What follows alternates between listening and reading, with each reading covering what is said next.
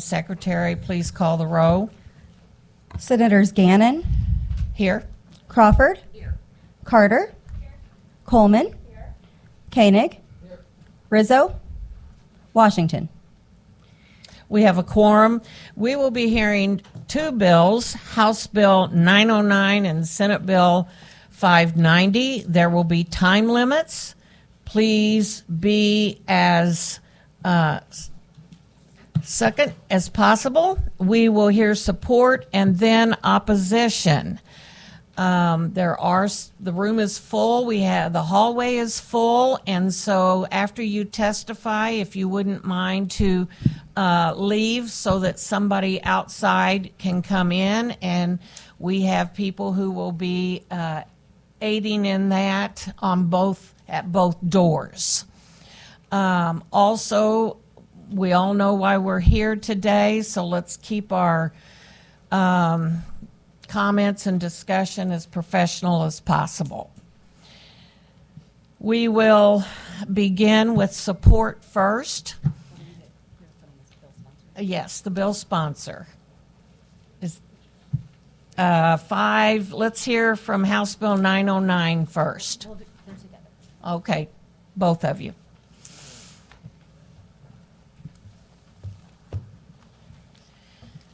And you may begin when you're ready. And state your name, please.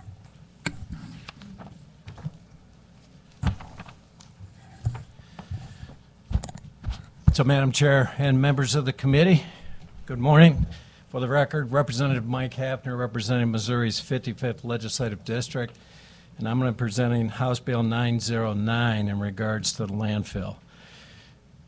And Madam Chair, just as a quick history, for the past 8 months, we've been trying to get information about this potential landfill. And prior to the lobbyists and the owners actually showing up here about 5 to 6 weeks ago, we could not get any information from elected officials, from county, from any type of entity. Nobody would acknowledge that. And those attempts went on and on and on. But within about 5 weeks ago, about 18 lobbyists and the investors of this project have descended on the Missouri State Capitol to discuss the project with representatives and senators. And that is the first communication that's taken place. And, Madam, I want to be very clear that there's 2 specific sections of statute that are important here, and there's no reason for House Bill 909 to have been filed if the intent and the procedures of statute were actually followed. So the first section, both of them come out of section 260205, and it's important to know from a historical precedent, this only applies to Kansas City, because 40 to 50 years ago, they weren't getting it right. And so there was a specific setback that was put in there of a half mile, and what this bill does is extends it out to a mile. The other part that's very important in this is section 260.220 that states, any landfill shall be reviewed by the appropriate official planning agencies within the area. That has never taken place. And so with that being said, HB 909 changes the setbacks of the landfills in Kansas City. It goes from a half a mile to a mile. And we are talking about a distance of this much farther than a half mile. Again, there's been no mention to the elected officials in this area, and this landfill is located at the southern edges of Jackson County, literally on the front door of Cass County. One side of the road, you've got the landfill. On the other side of the road, you've got the Creekmore subdivision and a creek. And that's why it is so inappropriate. And so, with that being said, I'd like to go through some of the specifics of how this is going to affect the area. And I want to start out by saying that this entire area is zoned R80, low density residential. You have got homeowners throughout Cass County and Jackson County that have been living there for decades, knowing this has been zoned R80, and now we got a prospective landfill coming in that will require changes to the law in order for them to get in there. The regional impact, well, I've already mentioned the specifics about the R80 low-density residential. There's over 1,000 homes in the Creekmore subdivision, and the economic impact on this is significant. We've already had 2 developers leave the Creekmore subdivision, And you're going to hear more not only from Cass County, but the surrounding municipalities on how this is affecting prospective business owners as we speak. There's not another need for another landfill in the Kansas City area. We took a look at over 8 different operational landfills, and there's an estimated remaining life, ERL in years, between 10 and 80 years. And when we went through the process, the legislative process within the House, there's one transfer station that's capable of handling the entire trash load out of the Kansas City area. They average about 450 tons per day. One transfer station can handle this. And I want to remind you again, there's existing landfills, and that one transfer station has got existing contracts with these other landfills. So there's more than enough capability here between these landfills to meet the needs. The other part of this is the environmental impact of the proposed site, and it will be devastating to the entire region. You're going to hear a lot more about the groundwater, but you can get onto DNR maps, and it's going to tell you very clearly that the groundwater in this area is sitting at about 30 feet. The soil types in this area have porosity characteristics so that liquid could flow through it easily. And the problem with this site, it is totally inappropriate, but there's going to be direct discharge not only within Creekmore Lake, but also Longview Lake, and it's going to affect the entire Little Blue River Valley watershed going all the way to the Missouri River. And then the other aspect I want you to be aware of is there are 11 schools. 11 schools within 3.5 miles of the proposed corner of this site, and the population of students in those schools is over 7,700. Now, there's a lot more issues dealing with the environmental impact. Even in the statement that was released with the Department of Natural Resources, so these are the proposed owners that went in and recently had a meeting with DNR. It is acknowledged that odors are going to be a big issue. There's also intentions of putting in a rock crushing plant, anaerobic digestion for food waste. There's going to be a methane capture and use. The information just goes on and on and on. This place is just totally inappropriate, not only from a location standpoint, but the process is broken because they have not reached out to the community, and the impact is going to be felt literally for decades in this entire area. So with that, Madam Chair, I'll take any questions. Any questions from the committee members? Seeing none, thank you. Senator Brattin. Thank you, Madam Chair, members of the committee. For the record, Senator Rick Brattin, the 31st Senatorial District, bringing forth the identical companion to 909, which is Senate Bill 590. As you can see, we have a packed house. We have a packed hallway. This isn't from lobby court. This is from constituents that are about to have their, if this goes through, their livelihoods, their investment completely destroyed by something as invasive as a landfill placed right in close proximity. One thing that Representative Haffner brought up was the surrounding schools. Directly across the street from where the entrance of this would be is a elementary school. Directly across the street. Talk about an environmental hazard. I mean, we're sending kids day in and day out to this school district. To think that we're going to allow or would potentially allow a landfill directly across the street is just erroneous. One thing I just want to kind of rebut some of the things I know that's been around this building. Who would have thought that a landfill in northern Cass, South Jackson County would be having to come before a state Senate hearing room? But here we are because of the influx of the lobbyists being hired to try to put a stop to expanding a reasonable distance for a municipality to say, hold on, this is going to have a detrimental effect on the people of our community. This original statute was written almost 50 years ago. 50 years ago, they saw fit for landfills of a half-mile distance from their community to where they could speak into saying, we do not want this near our place, our homes, our residences. We're only looking to move this half a mile. Now, mind you, 50 years ago what a landfill actually looked like. It was an old ravine or a cut or just a small crevasse in a community that the community would utilize to place their solid waste. Fast forward to today, what a landfill is. It is a gargantuan mountain that the entire landscape is completely shadowed by. I encourage everyone to just drive through Sedalia. I drive by it once or twice a week, every single week when I come down here. It is an actual mountain, and to think that a mountain of trash is going to go in the front yard and backyards of all the people, my constituency, and to think that an investor and people wanting to reap profits are going to destroy the very community I represent, I find to be reprehensible. I've heard that it's a property rights violation, that we're going to be trampling property rights. Well, first and foremost, if it's a property rights violation, don't you have to own the property prior to it violating your rights? Well, that's one thing you will find, that the people that are coming up here saying we're moving the goalposts before, during the middle of the game in the process, don't even actually own the property. All but 28 acres of 500 acres that's proposed. 28 acres of 500 acres is all that's owned by the investor or the people wanting to place this.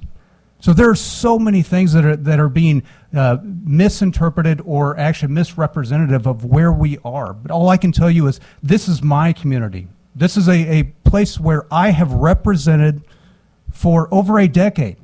People that I know, I love, I trust. They've invested for their families, and to think this trash is going to come into my community is offensive.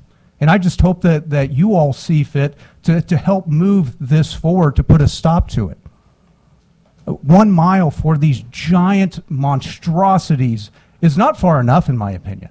But this is at least going to set that bar to where we have this buffer zone to where people aren't destroyed for their investments that they've put their entire life savings into.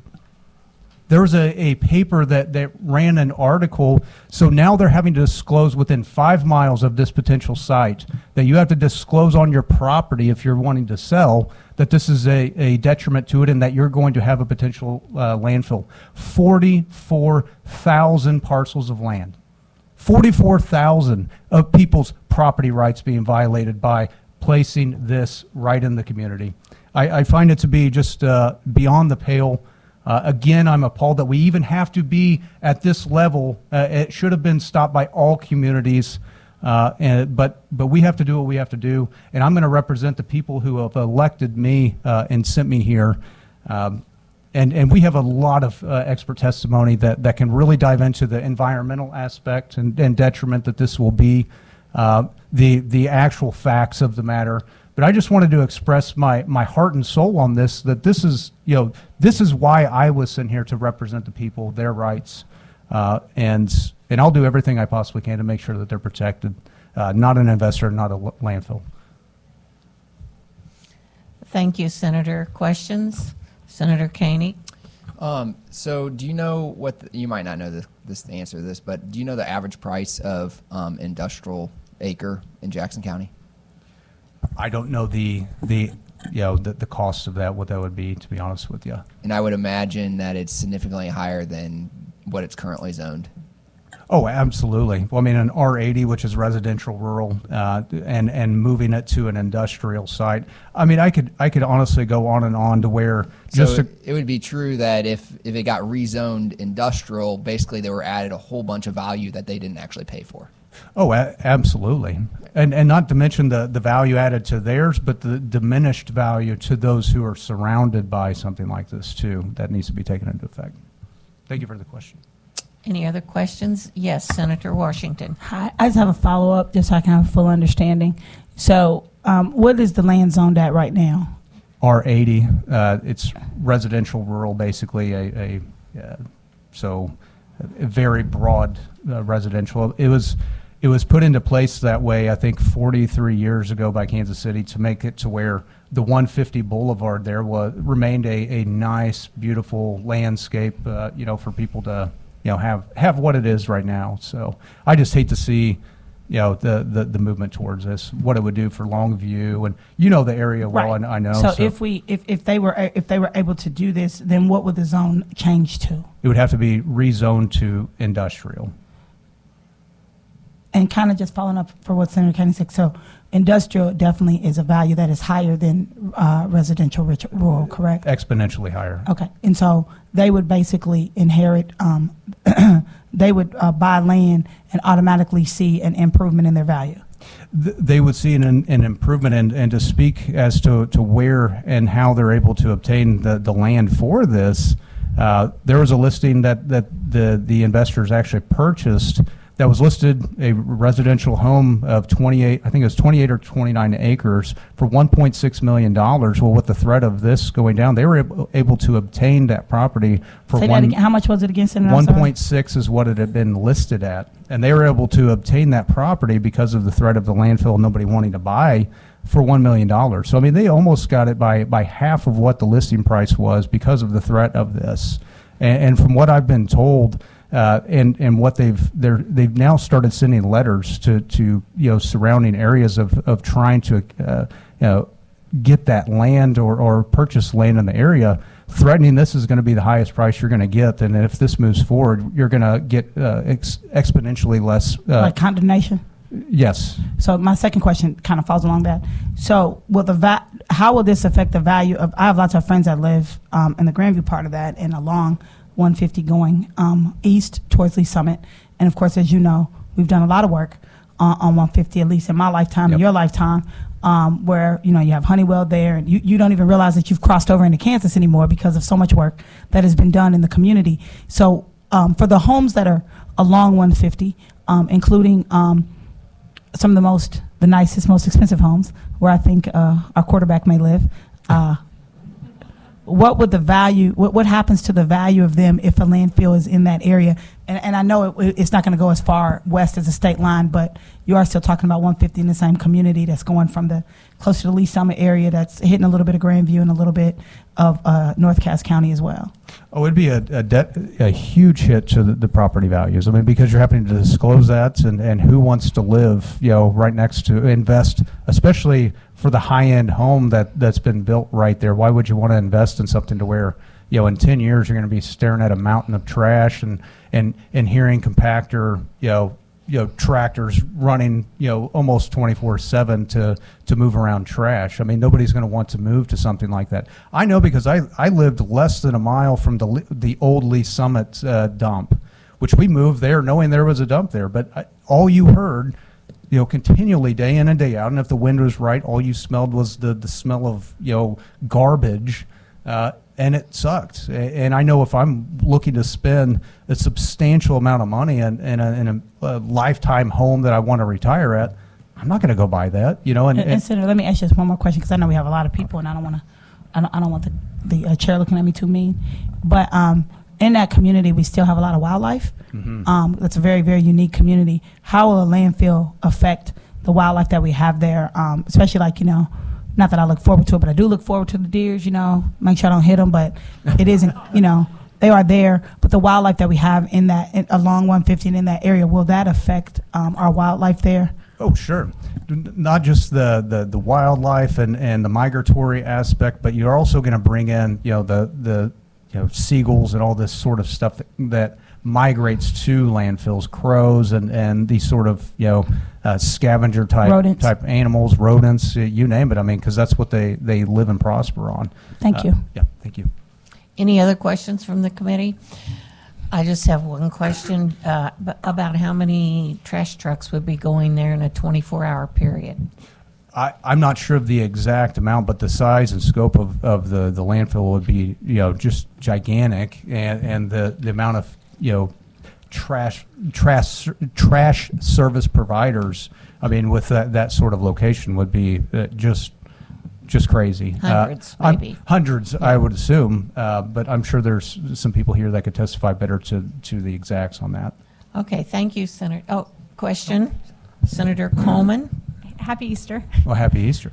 So I commend your advocacy on behalf of your constituents. It's exactly what I would be doing if I was in your spot. But one of the concerns I have is I have really no idea what the rules should be for where we should allow these facilities to be built. In your testimony, you said you thought that a mile probably wasn't even enough, but it's the amount that you spent or you included. Is that just specifically so that it would include this project? Well, I mean, specifically this project, just because that's what's on my front doorstep right now. But I definitely think we need to look at like Missouri Department of Natural Resources and potentially coming up with some sort of commission and unison with municipalities and communities. You know, I would wholeheartedly support that kind of an investigative thing, because when we're looking at where in our state should we allow, it's actually not an industrial zoning. I think, isn't it a special use permit that would have to be issued in addition to this change of zoning? So it's not just one thing, right? It's a couple pieces. Oh, it's numerous, steps. Yeah, a lot of it. And I just frankly don't know anything at all about environmental waste or what those rules should be. And the way that the bill is written, it would affect Jefferson County, which I represent as well.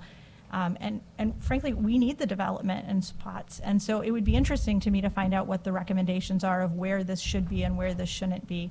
But that's not, the approach of the bill is really about just stopping this one project, but it'll impact other projects in other parts of the state too.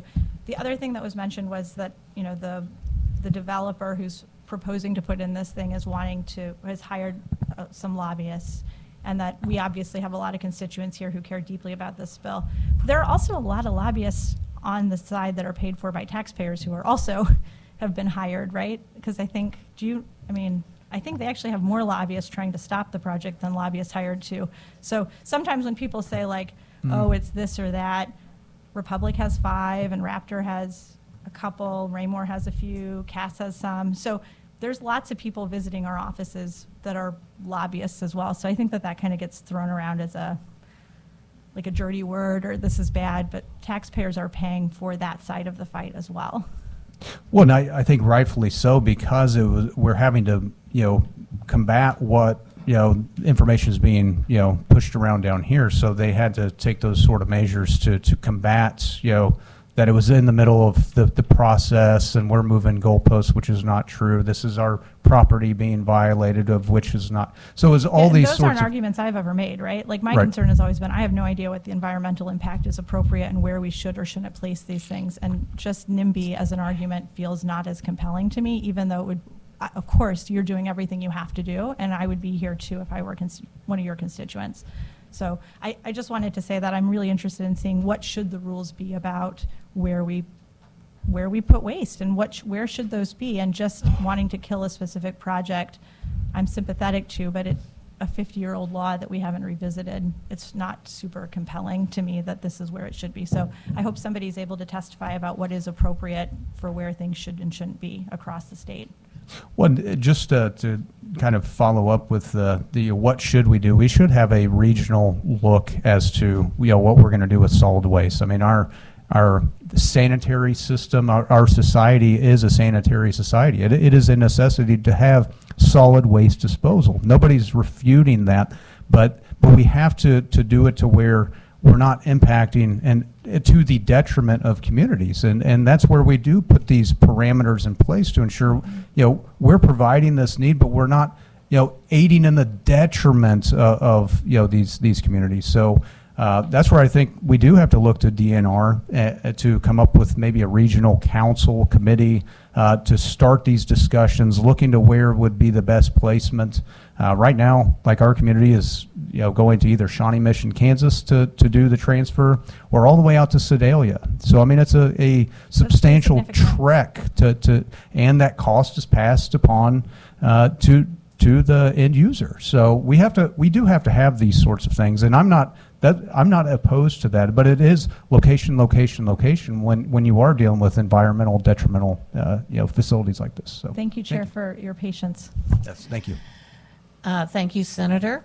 We will now begin with some testimony and in support. You have 5 minutes.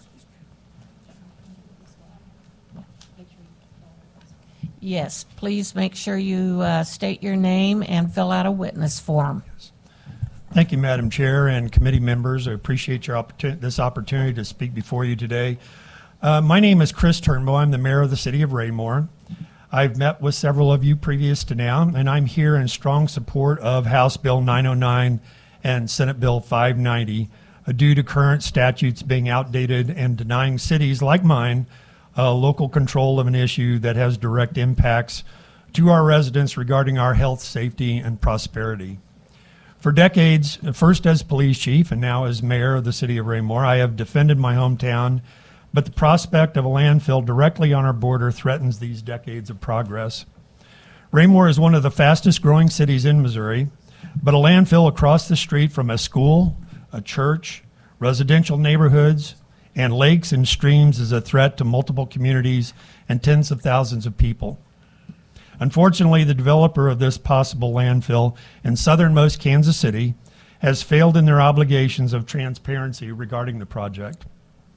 Just over 175 days ago, I myself stopped down at the Mark II transfer station that are owned by the developers and dropped my card off with their foreman on duty and asked Mr. Monheiser to call me regarding this project.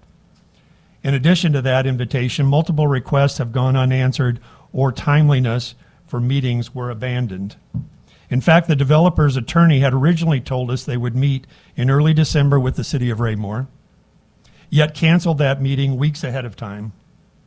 At the February 14th hearing in Jefferson City, the developer said they would be reaching out to impacted stakeholders, yet zero communication has happened with the impacted municipalities outside of Kansas City.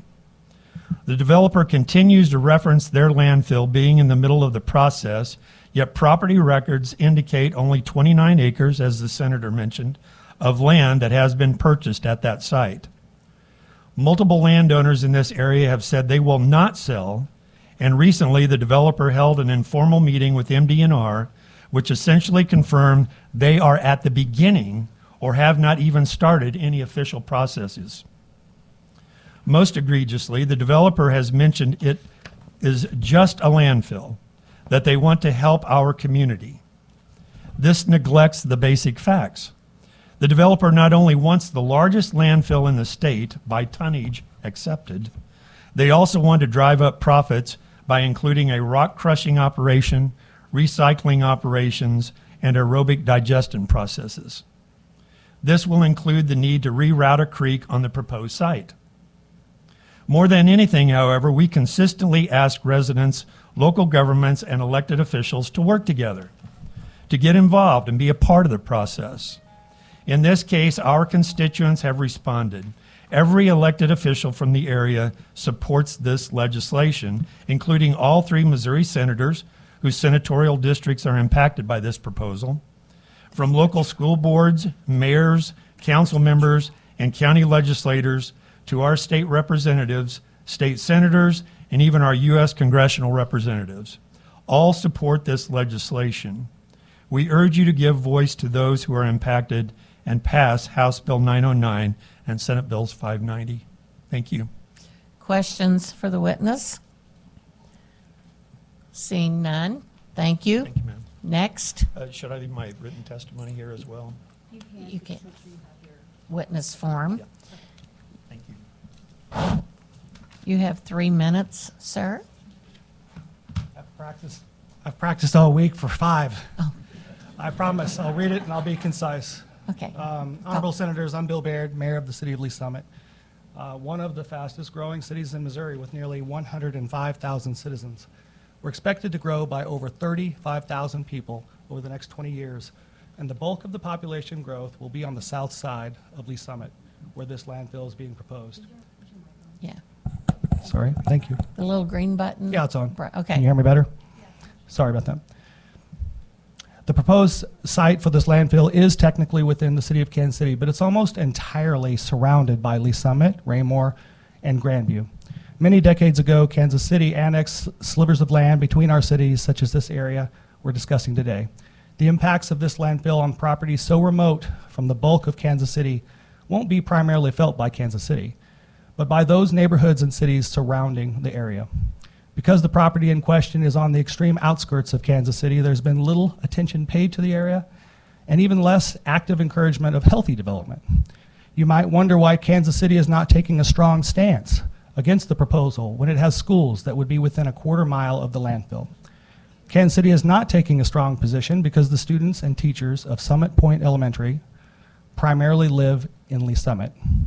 If you wonder why there have been such passionate pleas for your help on this legislation, consider this. The wind today is coming from the southwest at 14 miles per hour, just as it's forecasted to do the next few days. That's directly in line, squarely and perfectly downwind of the proposed landfill. Missouri 150 Highway is the road that would lead into and out of the proposed landfill. Packer garbage trucks would line 150 Highway, putting off heavy emissions, damaging our roads, and littering our highways. These trucks would be doing this damage, yes, inside of the city limits of Kansas City for a half mile. Then they would be in the city of Lee Summit, right as soon as they pass Summit Point Elementary. Where we in Lee Summit value this phenomenal 150 highway corridor. We're developing it in healthy ways. We're putting in thousands of beautiful homes, churches right on 150, a new memory health care center right on 150, grocery stores, restaurants, and much more. Going west, the Packers trucks would go into Grandview. Grandview's been developing, reinvesting, and rejuvenating their city in incredible ways as well. Just to the south of the landfill is Raymore, and our Raymore neighbors have built wonderful homes on an absolutely beautiful golf course just a stone's throw away from the property. Failing to amend the statute would allow a landfill between an elementary school and a luxury golf community without any adjacent community being able to have any influence in the decision making. What it comes down to, though, is this. We would not be here asking for help if Kansas City were working with all of us through MARC, Mid-America Regional Council, regarding how our region handles waste management. We wouldn't be asking for your help if the outskirts, if Kansas City cared about what happens in the extreme outskirts of its city limits, which is smack dab in the middle of our suburbs. This proposal greatly impacts the students, citizens, and businesses of Lee Summit, Grandview, Raymore, Lake Winnebago, Greenwood, and more. So we're asking just to simply have a seat at the table by having you pass this legislation. The argument that we should not change the rules of the game midstream, there's no formal application, so that point is really hard to follow. I'm here representing citizens, and this is the only pushback with regard to why you should not pass this legislation. But the fact is, we change rules all the time as elected officials by amending or making laws, statutes, ordinances. We do this to protect our citizens and their property rights. If you amend the law, someone may have to do more work addressing neighbors' concerns and may spend more money to maintain public safety and quality of life. We need your support on this bill to ensure Missouri citizens have a voice in a critical matter that will impact their safety, their quality of life, and their rights as citizens. It will send a message to all Missouri cities, but especially Kansas City, to work together on issues that dramatically impact each other's citizens. And it's crucial that this bill will give notice that all of the great citizens in our state need to act like good neighbors. Thank you, sir. All right, Any thank you. questions for the witness? Yes, Senator Washington. Hi, thank you for being here. Are Thank you you. saying that Kansas City is for the landfill? No, I just don't think that they're taking a strong position. They've kicked the can down the road right now with regard to making any kind of... Is that an opinion, or do you have something concrete that says Kansas City is against the landfill? The Kansas City has passed a resolution saying that they are not going to take a stance against the landfill for 6 months, for or against the landfill for 6 months. Okay, so not that they kicked the can, they just aren't making a decision now because Right. they're going to have, I don't know, 12 new people in 6 weeks? Yep. That I'm just saying, could that be a possibility that this It could be a council may possibility. not want to make a decision that could be overturned in the next 6.5, 7 weeks with a Sure. brand new council? Yes. Okay, because we know that the council is going to be at least 50% different because Sure. half of them have termed out. Is that correct? Yes. Okay, you made another comment about Kansas City not participating in MARC. They do participate in MARC. Okay, because but they- Kansas City started MARC. Is that not correct? I'm so sorry. The thing is, I want to can be for assure your you- bill, but yes, I can't I'm be. sorry if I will tell you, my constituents would be very pissed off at me, excuse my language, Yes. if I let you come in here and slam our city, and then I vote to help you. I really am for this bill, but I just want us to be careful when we're putting other folks down, because my 200 and some thousand folks will they are texting me now, Okay. listening to you, and very upset that you are putting this on Kansas City, especially since we have our own problems with trash.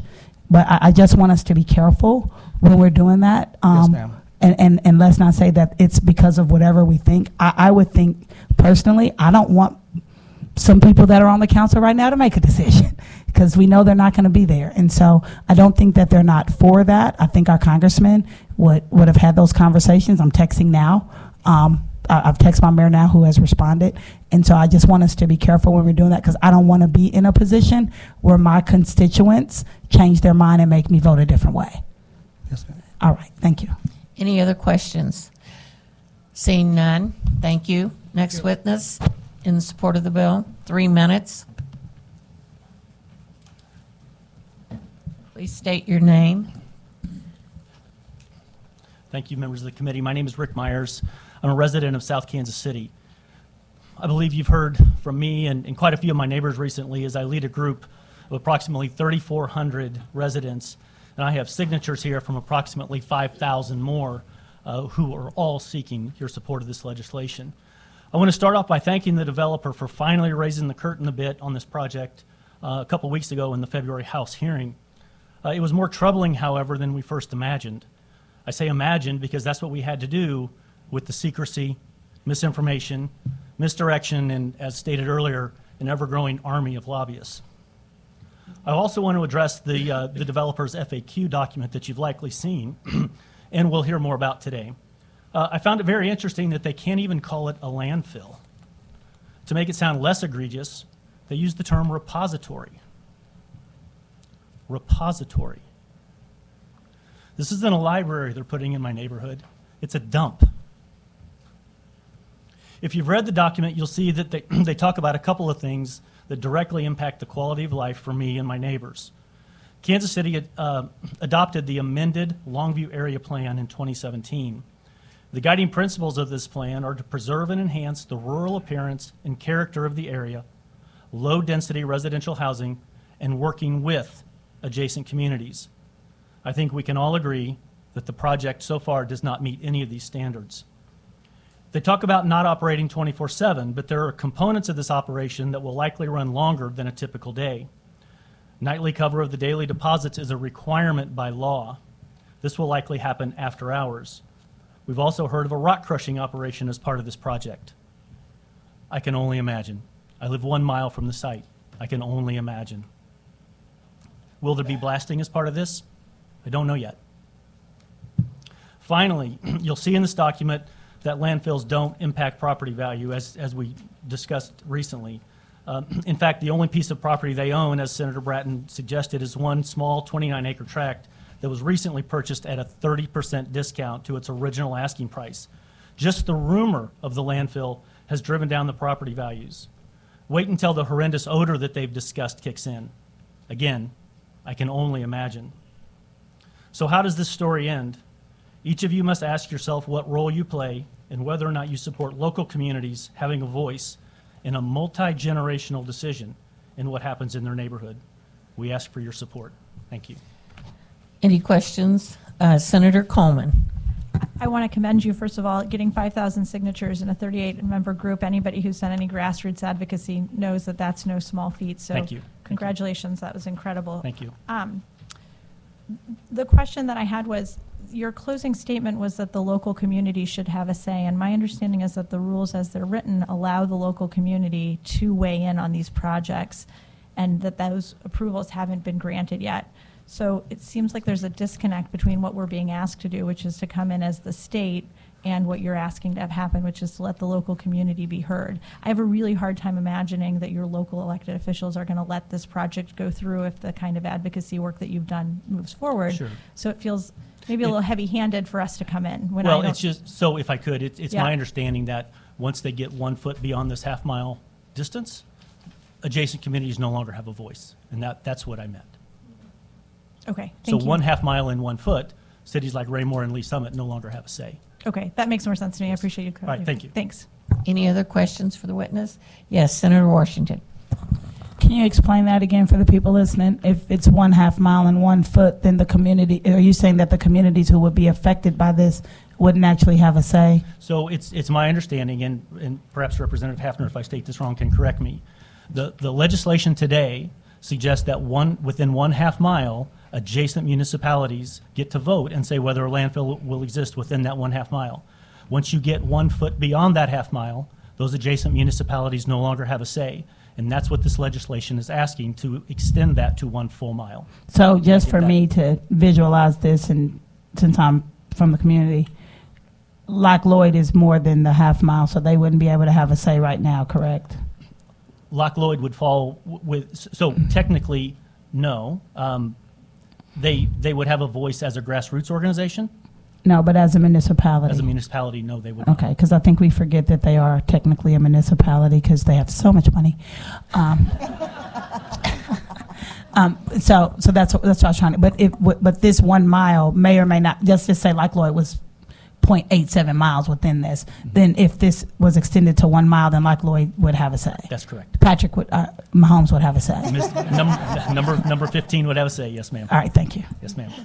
Any other questions for the witness?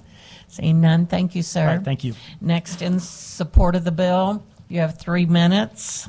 State your name, please. And fill out a witness form. Good afternoon. My name is Leonard Jones. I'm the mayor of Grandview, and thank you for having me. I want to start out by saying that the Grandview Board of Aldermen and the Grandview C4 School District have unanimously voted to support House Bill 909 and Senate Bill 590, and believe me, they are very passionate about the support thereof. A couple of quick things. I think you've heard a lot of discussion about 150. Grandview sits on I-49 and 150 highway. We have homes on both sides of I-49 and both sides of 150. We are definitely concerned about the traffic that will be going down 150 because most of the trucks, we've been told, would probably be coming from I-49. Therefore, from I-49 down 150, we are very, very concerned about both traffic and trash there. Needless to say, just like Lee Summit and Raymore, 150 is probably the last frontier that we have to actually build on. So therefore, that's why a lot of development is happening on 150. And Grandview is no different. We've got a couple of projects. One project, we have a TIF agreement in place for $230 million for a project right there on 150 highway between Kelly Road and Byers Road. So we are very concerned about what happens, in this area. And I think if there's a way to summarize a lot of what you're hearing from what you've heard thus far, I would say something that my city administrator has coined. He says, if you don't have a seat at the table, you might be on the menu. And I think that's the concern a lot of people have, that we have not had a seat at the table. So therefore, we are concerned that we might be on the menu. The thing that we've heard a great deal of is that this is a regional problem, and I think some of the testimony you may hear today may say it is not. However, if it is a regional problem, it should be a regional solution. And we have the Mid-America Regional Council who is representing the region to do everything it can to take care of what regional issues arise. So therefore, if this is a regional issue, if, I still say if, then it should be a regional solution to the regional issue. Thank you. Any questions for the witness? Senator Washington. Yes. Real quick, has Mark made a statement at all? No, they have not. And as a matter of fact, we are meeting with them next Tuesday to find out has any submission been made to Mark, so that we can do it. And I'm one of the members, as well as Representative Townsend's here as well. We are on the Mark board, so we definitely want this to come to Mark for that regional solution. Thank you. You're welcome. Any other questions? Seeing none, thank you. Next witness, 3 minutes. State your name, fill out a witness form. My name is John King. I'm the mayor of Pleasant Hill, Missouri. Most of you probably don't know where that is. Community of 9,000 people. We are just east. Thank you. We are just east of this. So you might ask why we care.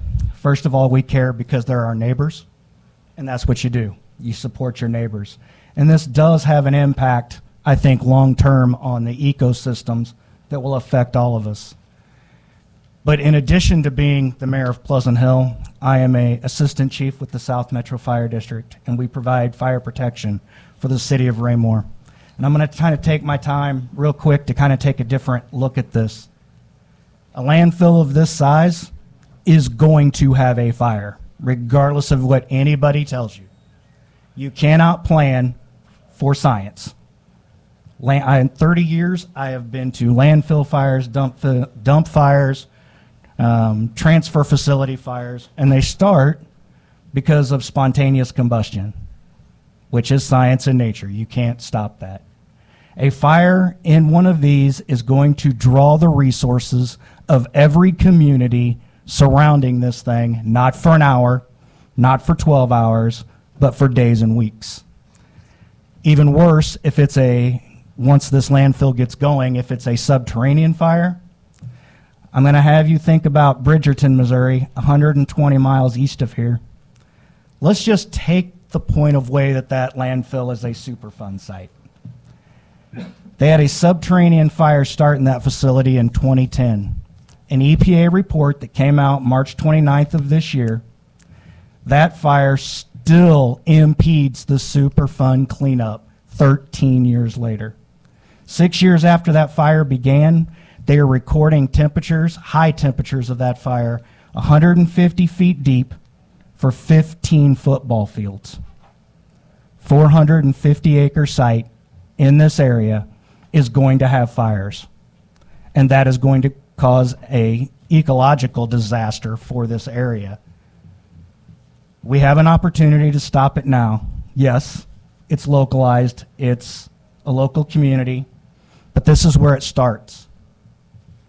With people in this room, with our elected officials at the state, it may not be the perfect response to how we stop this, but it's a start. And the House bill, the Senate bill are just that. It's a start. And when this happens in the future, in Pleasant Hill, in my backyard, or in your backyard, we have a place to start. Thank you. Any questions for the witness? Seeing none, thank you. Next witness in support of the bill, 3 minutes. Fill out a witness form, state your name. You may begin. Thank you, Madam Chair. Thank you, members. My name is Bob Houston. I'm presiding commissioner of Cass County. I thank you for giving me the opportunity to come here and talk today. As you can see, there's a lot of people here, so I'm going to make this quick.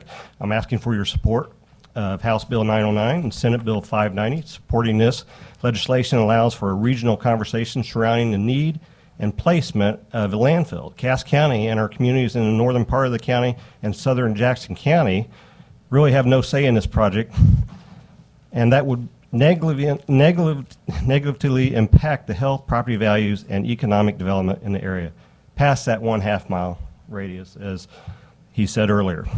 We have seen regional opposition to the landfill project from every elected body, school district, multiple organizations. I have a list here that I'm going to turn in with my form that you can look at later if you'd like. One clarification I'd like, I believe that this legislation will only impact the Kansas City area. I don't believe it will impact the Jefferson County. It's specific for Jackson County, Kansas City, I believe, if I'm correct on this, Senator Brattin. Once again, I'd ask for your support for this bill. Thank you. Thank you. Any questions for the witness? Seeing none. Next in support. You have 3 minutes. Please state your name and fill out a witness form. I got it right here. Thank you, Madam Chair, committee members. My name is Kevin Barber, and I'm the member of the Raymore City Council, and I've been recently reelected to my 5th term on April 4th. I'm incredibly disturbed by this landfill proposal. The lack of communication from the developer and what I consider to be misleading statements made in a widely distributed frequently asked questions. Can you? Oh, sorry. Thank you. Is that better? The frequently asked questions which distribute to the media outlets and others, but not to the concerned communities, residents, or their stakeholders. And it's just another telling chapter on this ongoing saga. No one, and I mean not one of the 100 calls, emails, or personal contacts regarding this project are even remotely in favor of this landfill, and all support this legislation. As some have mentioned, the developer who pledged to communicate by March with the impacted stakeholders in their February 14th testimony here in Jeff City has still yet to do so. As our mayor mentioned, we offered early on to have a conversation, and we were met with silence, denials, and misleading, inaccurate statements. Here are just a few. The frequently asked questions distributed essentially only spoke to fulfilling the minimum MD&R specifications. There's no innovation, no consideration for surrounding properties, or approved economic development plans of cities of Lee Summit, Grandview, or Raymore. They mention that landfills do not impact property values around the site. In trying to cite one particular neighborhood in Lee Summit, they ignore the mountain of research showing property values decline substantially near a landfill. The evidence of property values decline is overwhelming. If KC Recycling and Waste Solutions, a company in existence only since February 23rd, 2023, really wanted to sell folks on the benefits of this project, they would be out in public, having open meetings to answer questions, to articulate their vision. Instead, they have spent their time hiring a gaggle of lobbyists and continue to the secret planning of this facility. The people who live in this area they are not desired to be treated in this manner. Ultimately, we ask for Missouri legislature to protect your fellow Missourians. Again, every elected representative and senator of the impacted region supports these bills. I ask you to swiftly pass House Bill 909 and Senate Bill 590. Thank you. Any questions for the witness? Senator Washington. Hi, thank you. I'm probably going to ask the most questions because probably only Senator Brattin and I care. And I don't mean to be disrespectful, but it is our communities. Are you now? The landfill itself is in the boundaries of Kansas City, Missouri, correct? Correct. Are you aware whether they've applied for any permits, or have they gone further with making sure that they can make this a landfill? I am not aware of any of that. Okay. And when you say that, does that mean you know that they haven't, or you just don't know at all? I know they have not. Okay. So to your knowledge, they're kind of starting up a ruckus, knowing that they want to do this. And I probably shouldn't have said ruckus because I want to act neutral it's okay here. If you say that. No, I want to be neutral. But they are creating fodder in South Jackson County, Cass, and Cass County, and to a certain extent Johnson County, Kansas. But they have, to your knowledge, not even taken the first step, which is to get a permit to actually do this. That is correct, and they are causing pain to the communities right now. Okay, thank you. Next witness, 3 minutes. Please fill out a witness form and give us your name. Good afternoon. You're good? Can you hear me okay? The green light's on. Hit the bright light, yeah. It's on. Okay. Maybe good. I need to talk louder. Yeah. I'll use my teacher voice because good afternoon, my name is Brooke Moorhead and I am the proud principal of Summit Point Elementary in the Lee Summit R7 school district. Our school is less than 1,000 feet from the corner of a potential landfill that would collect more trash on a daily basis than any other landfill in the entire state. I am here today because it's my responsibility to care for the health and welfare of 540 students at our school and create an environment where they can learn and grow. I don't know about you, but I don't want our children playing, learning, and growing across the street from a landfill. Here's why. First, it's a health hazard. When toxic gases escape landfills and enter nearby buildings through windows, foundations, and utility entry points, it's called soil vapor intrusion. No mitigation efforts can stop this entirely. It's inevitable. Second, the landfill would emit putrid odors Odors in landfill gas are caused primarily by hydrogen sulfide, which smells like rotten eggs, and ammonia. Both are strong, pungent odors that are detected by humans at very low levels. Our school sits on the northeast of this development with prevailing winds from the west and southwest, sending these smells toward our school and our playground. Not to mention the blowing trash also headed our way. Third, the disruption to learning is a concern. We are always concerned about the traffic on 150 highway.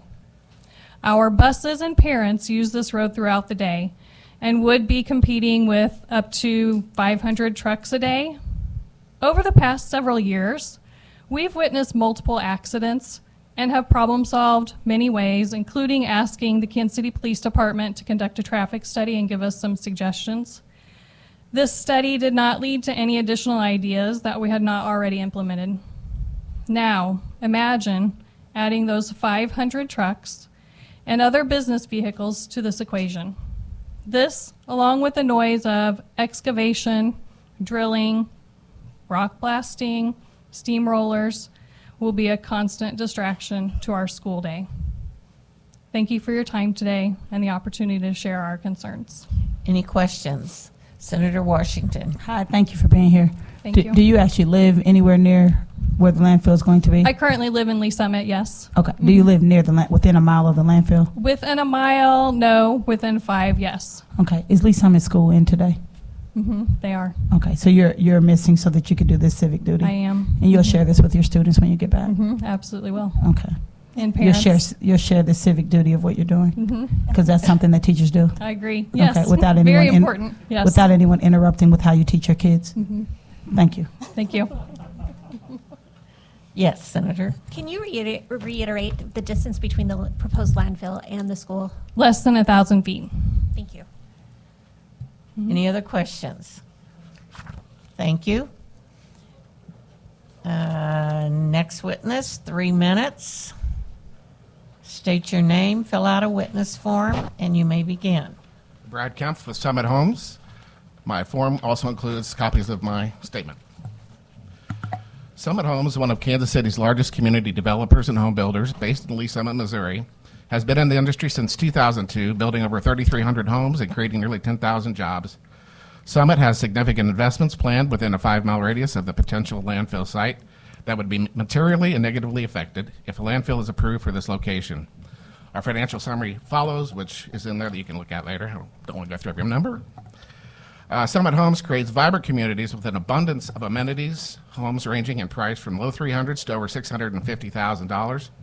Prides itself in keeping these communities in world-class condition with well-funded, professionally operated homeowner associations to ensure the community home values remain at their best possible levels. Summit Homes has been successful and is appreciated by the municipalities we develop and build in because we follow the rules. Before we approach municipalities with new projects, we have neighborhood meetings to present community concepts. We take their feedback. We engage in a second neighborhood meeting to be sure that we have addressed all of those neighbors' comments. So due to this outreach, when we know we have community member support before we even submit our project to a municipality.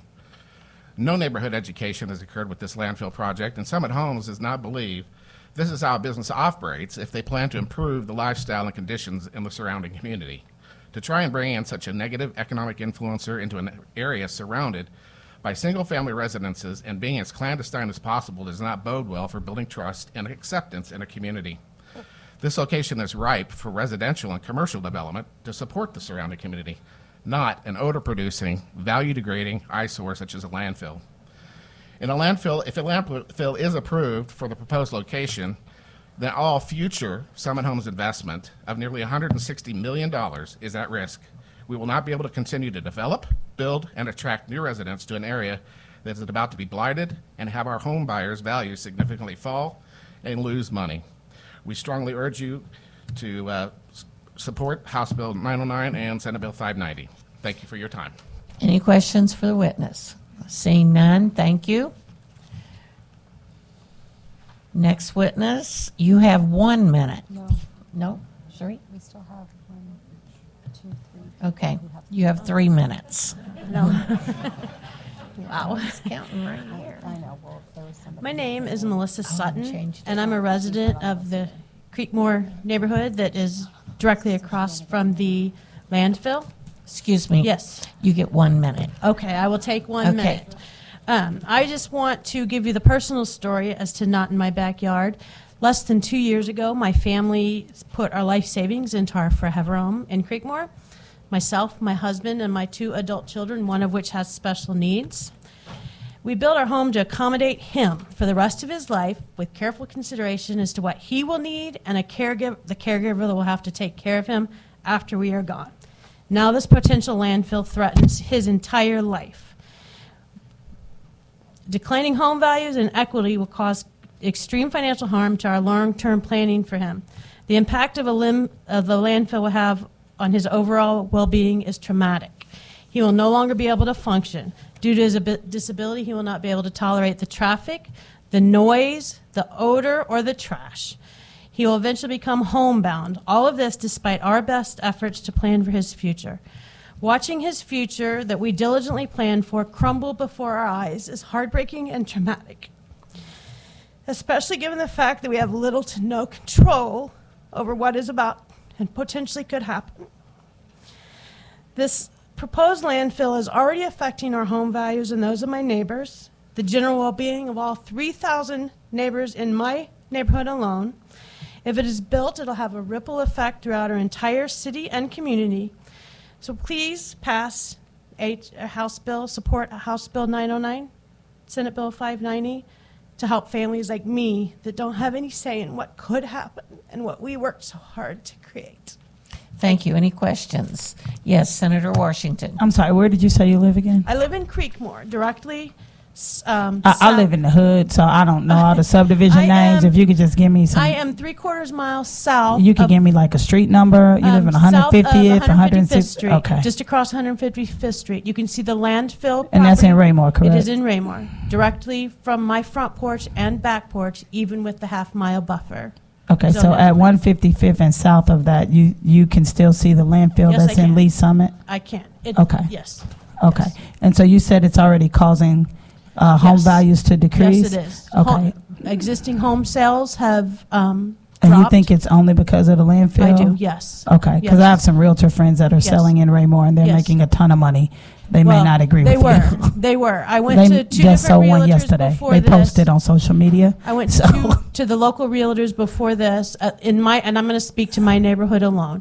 There are just under 1,000 homes there, with another 400 plats proposed.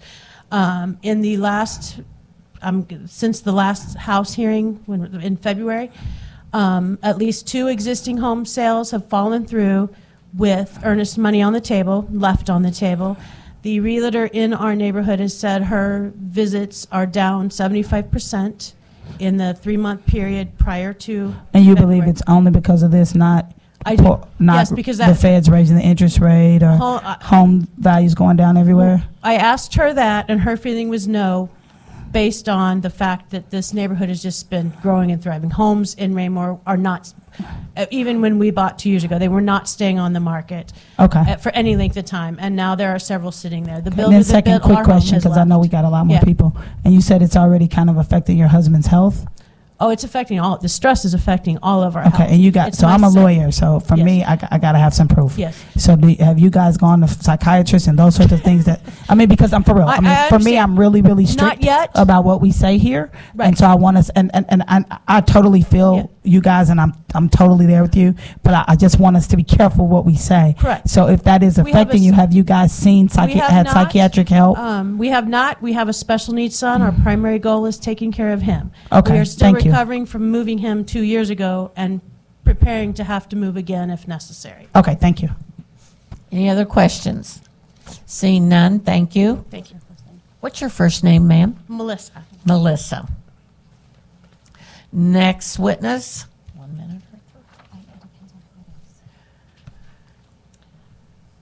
State your name, please. 1 minute. Okay. My name is Trisha O'Connell. You get 3 minutes. Oh, yay. Thank you. We're think trying I to can do figure it this out. I think I can do it in 2. My name is Patricia O'Connell. I'm a registered professional engineer in Missouri. In 1997, I built my family farm in South Kansas City, south of 150 on Peterson Road. So just to locate where I am, if I look at my neighbors and I look at the sunrise in the morning, that will be, the vista will be the landfill across the street.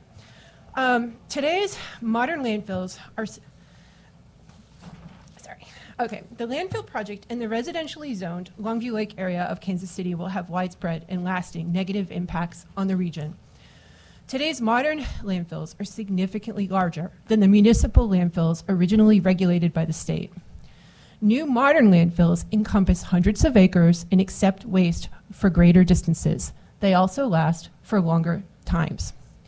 Given the scale of landfill construction and operation changes, the current statutory requirement of 1 mile review authority for a municipality should be expanded to 1 mile so that cities adjacent to landfills can review and approve or raise concerns about regional solid waste facility projects. Water knows no boundaries. The landfill site is within the Little Blue watershed. The 108th Congress, second session of the Committee on Environment and Public Works authorized an environmental study for the Little Blue River Basin. This study was directed to identify possibilities for flood damage reduction and environmental ecosystem restoration and protection. The landfill will destroy more than 400 acres of habitat and ecosystem within the Little Blue watershed study area. The same watershed Congress resolved to study for protection. And I brought a copy of that resolution. I'll submit it with my witness appearance form. Also, this landfill is home to many migratory birds protected under the United States Migratory Bird Treaty Act, even from unintentional harm by construction and industrial operations. I've had residents send me hundreds of pictures of bald eagles, pelicans, owls, raptors, just a myriad of different migratory birds that are beautiful and unique to this area. This is an area in Kansas City that is natural and unspoiled. And there is a lot of environmental habitat and homelands going on. The project is in the upper end of the watershed, so any stormwater runoff pollution will impact local creeks, Longview Lake, the Little Blue River, and the Missouri River. Where it's located, it's almost I would say in the worst potential place. It's at the top of the watershed. So the proponent intends to relocate a creek, which was also great loss of habitat and will require further permits, studies, and tribal consultation. As we look at the landfill, we must also consider what happens underground. This is an area with known water tables from surface to 30 feet below ground. With the landfill state requirement to be completely obscured from 150, a requirement that's necessary to continue getting federal highway funding, the landfill bottom would have to extend well below the water table. The state geology maps show a possibility for karst geology, which will increase the potential for underground contamination at this site. Thank you, ma'am. Any questions for the witness? Seeing none.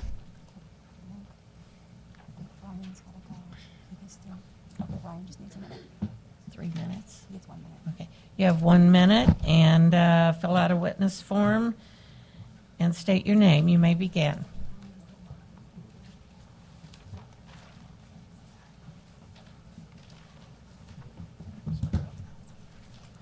Hello, Senators. Ryan Nonamaker, District Director for Congressman Mark Alfer. I truthfully just wanted to come back and testify. Is it on? Sorry. Just to come back and say hi and see the building, so I appreciate that. With that, I'm going to leave written testimony. I know there's a lot of people still waiting to testify. The Congressman apologizes he couldn't be here today, so just wanted to leave written testimony in support of both House Bill 909 and Senate Bill 590. It includes a statement that he put out with Congressman Cleaver as a bipartisan support of this these bills being passed and this project being talked regionally in that area. So with that, answer any questions. Otherwise, I'll let you keep moving Any on. questions for the witness? Seeing none. Next witness. Thank you, guys. In support of the bill. This guy Thank you. I'll leave my witness sheet. thank you. 1 minute. Good afternoon, Senators. Thank you for the opportunity to be here. My name is Douglas Stone. I'm an attorney with the Lewis Rice 3 Law. minutes. 3 minutes. Thank you. He's the last one. Okay. I was told I would have 20. I am. You were lied to. Thank you. I'm an attorney with the Lewis Rice Law Firm, and I'm here today on behalf of the Creekmore Property Owners Association. I want to welcome you to the sarcasm part of the program.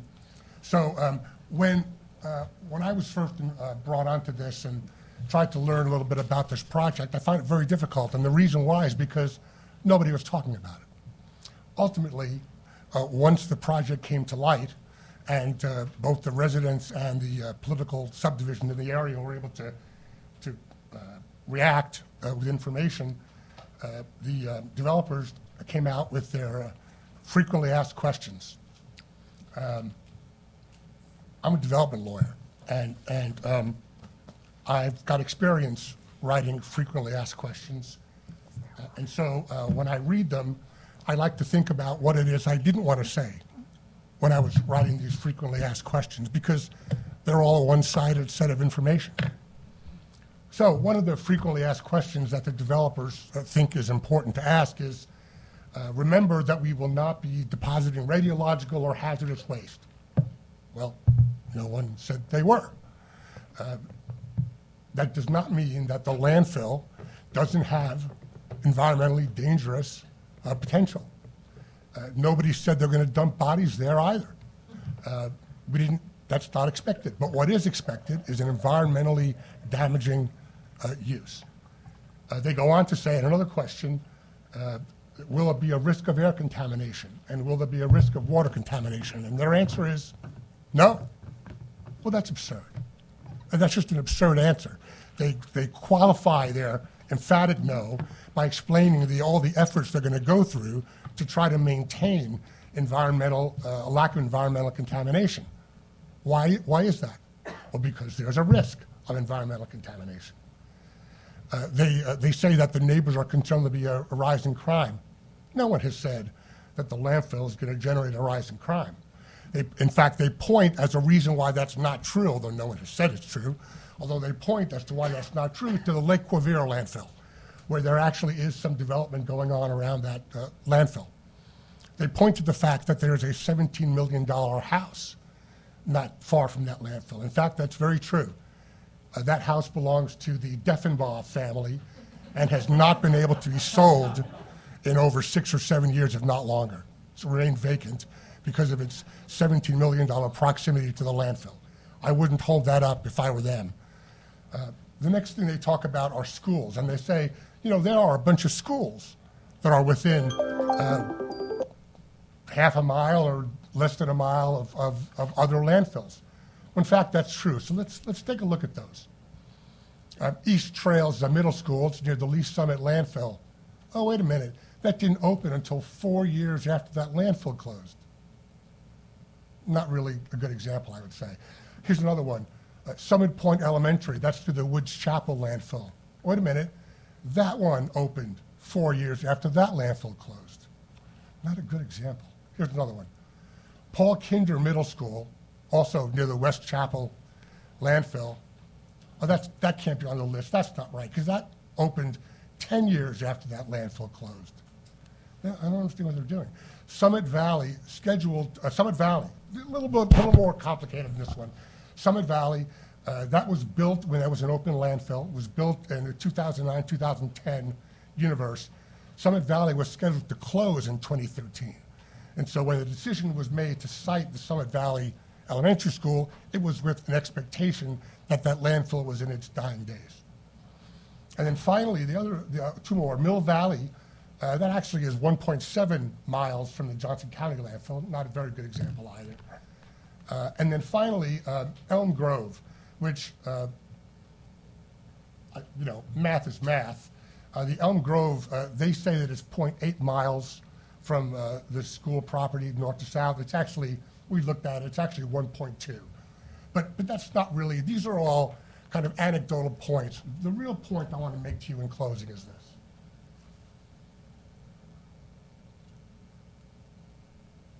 Let's remember why we're here. We're looking at a statute that was enacted 50 years ago with a valid public purpose. We know a lot more about landfills now than we knew 50 years ago. And so the question for you as policymakers is, are the protections that were appropriate 50 years ago, is it appropriate knowing what we know now about this type of use? Is it appropriate to extend those protections? Think of it this way. Your neighbor wants to be able to keep its trash out all the time, day and night. You ought to have some say in that.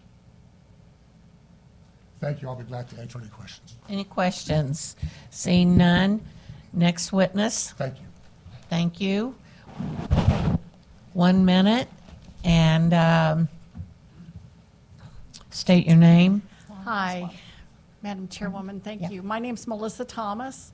I am the Cass County Republican Central Committee Chair, but I come here as a citizen. My house is 1.5 miles from the proposed site. I live just south of County Line Road. I call it Frankenville. I'm in Lee Summit, but I'm in Cass County. I have the Ray-Peck School District, but I'm in the 1st District of Lee Summit when we look at mayoral and, those municipal elections. So I have a lot of government to keep up with where I live. The thing that I would like to point out is this hasn't been a party issue. This has been Republicans, Democrats, Libertarians, Constitutionalists, people who have no idea about government, but we know what our efforts are in our land and our homes and our values and our investments. And I know one of the arguments that that the Monheisers and their team of lobbyists are using is that government shouldn't limit private business.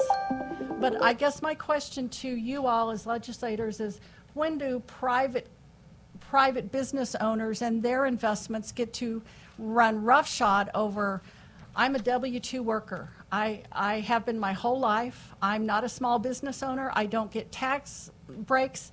I don't have loopholes. I don't get to do all those things that small business owners do, and I don't begrudge them of that. But I don't think that ability for them should overrun my ability as a W-2 worker and the investment I've made in my home and my land. And when their business is allowed to decrease and impact my efforts and my land value and my future, I think that that's unethical. I think it's immoral. And because we haven't been able to have conversations with these business people who want to do this, we've kind of been pushed to come to the legislature. I don't like government involved in businesses either. Thank you. But I want my property protected. Any questions? Seeing none. Thank you. Next witness, please fill out a witness form. 1 minute. State your name.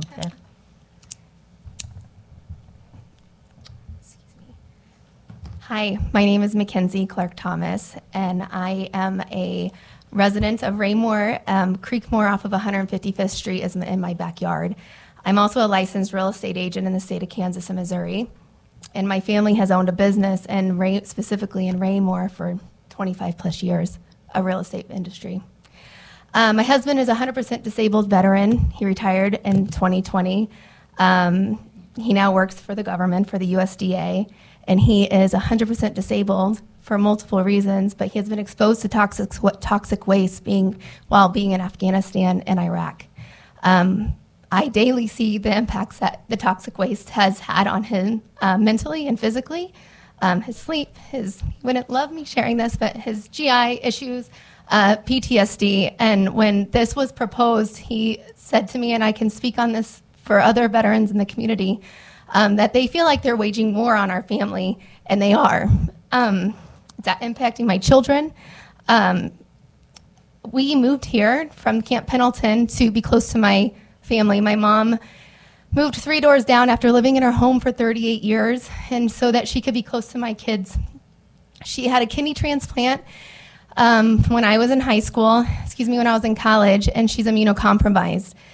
Her doctors have told her that if if this landfill moves forward, then she cannot live there anymore. It would be detrimental to her health. Just yesterday, she had treatment on her. She has cancer, and she had treatment, so she can't be here today. But it impacts all of us, our health and our environment. Someone had asked how many trucks per minute is going to be. It's going to be a truck per minute with what the Monhausers has proposed. I can also tell you that they're going to get 4 times the amount once this property once it goes from residential to industrial. Thank you. You're welcome. Yes. My name is Macy K. Thomas. I am a military child and I am 8 years old. My dad has served in the United States Marine Corps for 25 years as a helicopter pilot. In fact, when I was born, my dad was deployed into the Middle East for 6 whole months. I have spent more than half of my life away from my extended family. When my dad retired, he chose to move from Camp Pendleton to Raymore so that we can grow up to my grandma. When we chose Creekmore. She moved 3 doors down. I love that she is so close to us now. My favorite things to do with her is eat biscuits and have sleepovers with her. It is so fun because I can run down to her house whenever I want. She had a kidney transplant.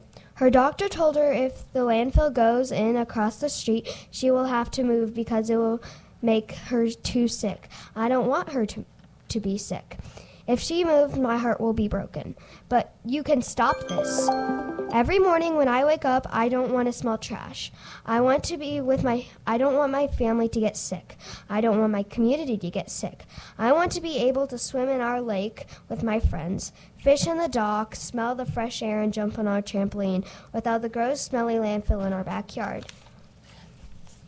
Please support HB909 and SB590 so our family isn't divided again. We need your help. Thank you for your time. Well, thank you. Any questions?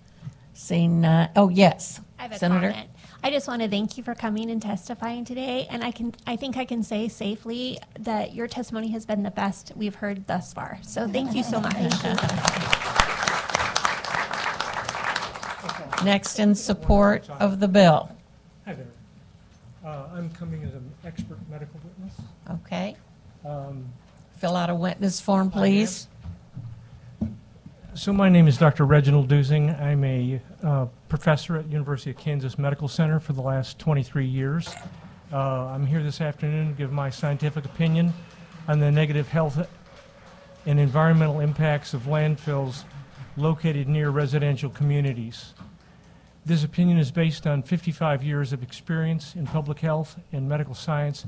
It includes 2 years of public health service in East Africa and 48 years as a medical doctor licensed in Missouri.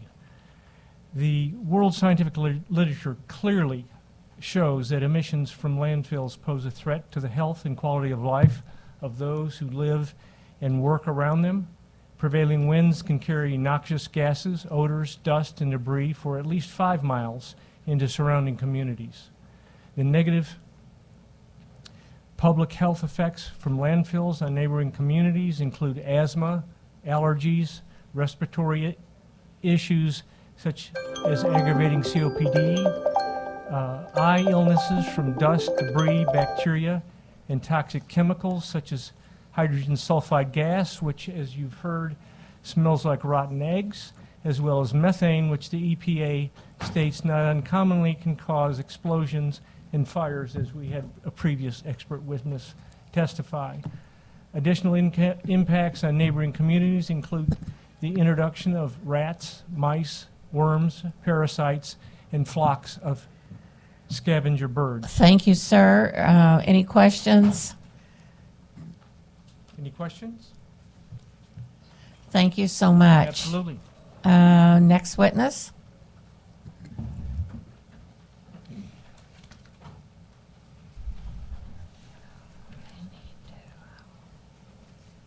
Fill out a witness form. State your name, 1 minute. My name is Jalen Anderson, Madam Chair. I am proud to represent the Jackson County Legislature. I serve as the 1st District at Large member, of which I've served over 750,000 residents of Jackson County.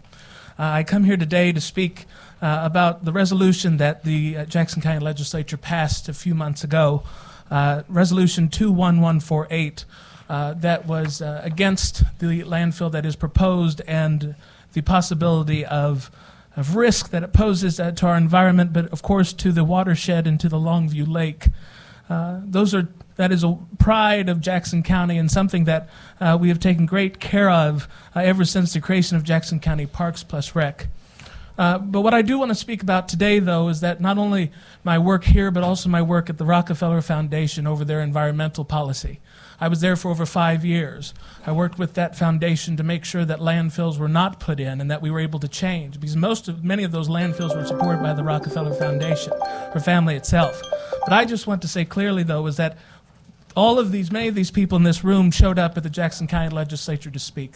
Many of these people came and poured out their hearts, and I ask that all of you who are elected, just as I am, that we listen to our constituents. I know we have constituents all across this state, but that we remember that the effect that this is having on communities, and let us take a moment to see just how many folks have gotten involved in government just from this single issue. I appreciate Thank you. it, Thank Madam you. Any Chair. questions? Seeing none? Thank you. Next in support of the bill, state your name. Oh, Senator Washington. What was the vote for the resolution? Pardon me? What was the vote for the resolution? There was 8 in favor, 1 against. Okay, and does your district represent where this is located? I represent the entire county, so yes. So you're at large? Yes, ma'am. Okay, just for clarity, I know him, that's why I had to ask him some questions. He can't come all this way and we don't harass him. Thank you. Thank you, Madam Chair. Next in support of the bill, fill out a witness form, 1 minute. State your name. My name is Sarah. Can you hear me? My name is Sarah Thompson. I'm a resident of Raymore. I live within a mile of the proposed landfill site. I had a speech prepared and I'm going to throw it away because I feel like I need to speak from the heart and not from notes. We need you. We need you more than you ever will know. We don't have a say. It's not our fault that this hasn't been addressed in 50 years. And it's not our fault that when we purchased our property, that we had no idea that that the rules could be changed on us. We need you. I've lived in Missouri my whole life. I've got family in Springfield. I've got friends in St. Louis. I work with people in St. Louis, and I was born and raised in Kansas City. I love Kansas City. And I don't want to be, I want to be a good neighbor to them and vice versa. We love them, and we know that they're not going to let this happen, but we really do need your help. So I ask for your support of SB590 and HB909. Thank you. Any questions? Seeing none. Next in support of the bill, please state your name, fill out a witness form. Hello, my name is Sadie Decker, and my family and I live in the Creekmore subdivision in Raymore, and my house is exactly 1 mile from this proposed site. We're literally ground zero. I could list a million reasons why this planned landfill location is an awful choice, but I want to go a different direction today. What I want to talk about are the reasons that I've heard some lawmakers state that they would not support House Bill 909 or Senate Bill 590, and I want to challenge those very reasons. First, I've heard some say it's not fair to change the rules in the middle of the game when referring to the Monheisers plan. However, I argue that the Monheisers have barely even started the process. At most, they have made some business investments like buying a small plot of land and paying tens of thousands of dollars to send 17 lobbyists to influence you. Our senators that use this argument implying that any business who has invested any amount of money into their business plan should never, ever be stopped from doing so, regardless of the harm to the community and the land. If this is this a standard you want to set? Sometimes bad business investments are simply that, bad business investments. But do you know who has had the rules change all the way through the game? We have. The citizens already established and lived around the property site. Really quickly, I also want to state that the Bonheisers will tell you that they live next to a landfill, and so that's why we should be okay with it. She told me personally in a Facebook message that I should not be fearful. They built their house after the landfill was closed. She wants to compare her family living next to a beautifully grassed mound to my family living next to a 500-plus acre open landfill that's going to have all the smells, the noises, the trash, everything associated. It's not the same. Thank you for your time, and please vote to pass this legislation. Thank you. Any questions? Seeing none. Next in support.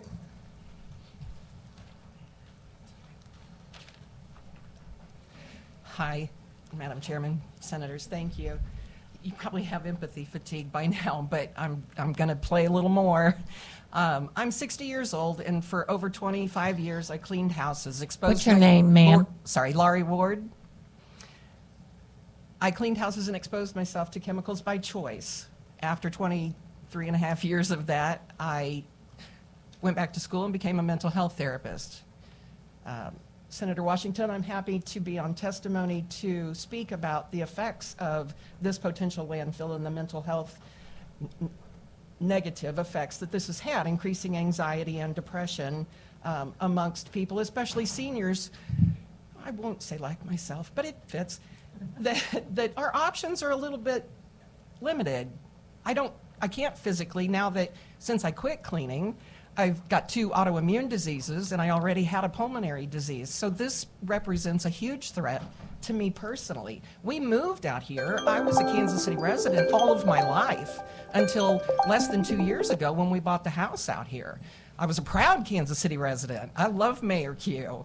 I'm excited that I got to go to a different city. It's a more suburban than where I'd been.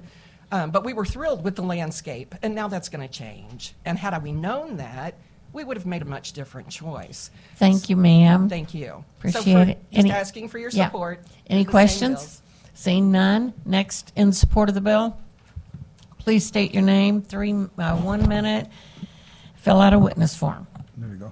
Good afternoon. My name's Don Bittner. Can you hear that? Okay. Yeah, I got up this morning and thought, what a beautiful day to take a drive to the Capitol, because I've never been here before. Oh, cool.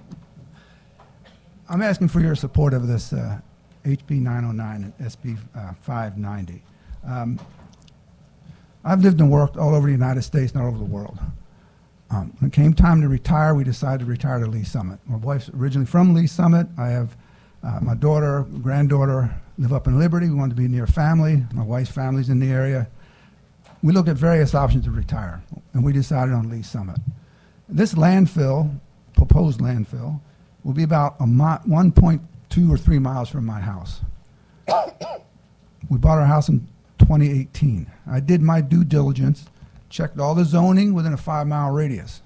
There was no industrial, there was no landfill, it was all residential.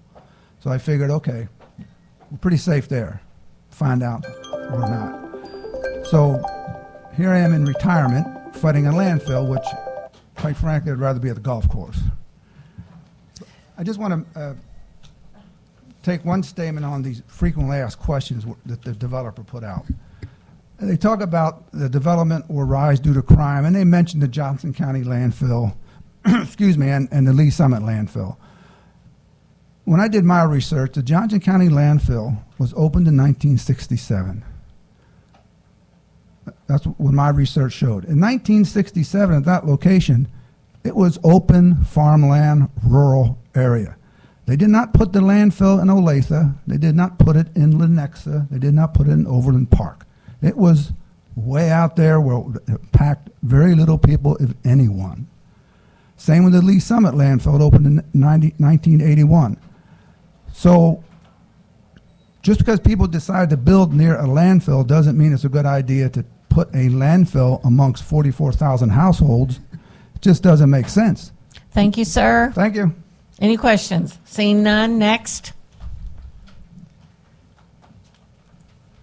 State your name. Miranda Creech. I'm a Raymore resident, and I just want to thank you for listening us today. I know we have a lot of people here, but we're very passionate about it. I moved to Raymore with my partner, Josh, from Chicago for a number of safety concerns, as you can imagine if you know anything about Chicago. We picked Raymore because it's a beautiful, safe place. We bought our very first home in July. We found out about this proposed landfill in October.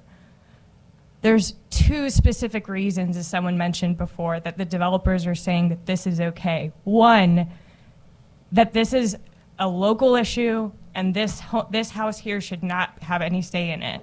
We're asking through the bill for a voice. It's all we're asking. You don't have to dictate the destiny of this landfill. All you have to do is give the constituents that are in the local area a voice. And number two, we shouldn't change the rules in the middle of the game. This is not a game to the tens of thousands of people who live here. This isn't just business. It's absolutely personal to us. So please don't treat this as a game. Thank you. Thank you. Any questions? Seeing none. Next. Please state your name. 1 minute. Fill out a witness form. Mark Buttermeyer. July last year, we put our house on my wife and I put our house on the market after 29 years because a friend of mine found us a lot in Creekmore. We sold our house, subsequently bought the lot that we want to build on and spend the rest of our life in. A week after that, the landfill nightmare came to light. And I'm asking y'all to take a little more personal look. How many of y'all have dogs or neighbors with dogs? Now, the dogs come in, they go in their own yard, you pick it up. They go in your yard, your neighbor comes and picks it up. They're asking for every dog in your neighborhood to come to your yard and nobody pick it up. And it's that's my simple explanation for it. And asking for your support personally, just think about what you would want to do if this was going on in your backyard or 1 mile from your forever home.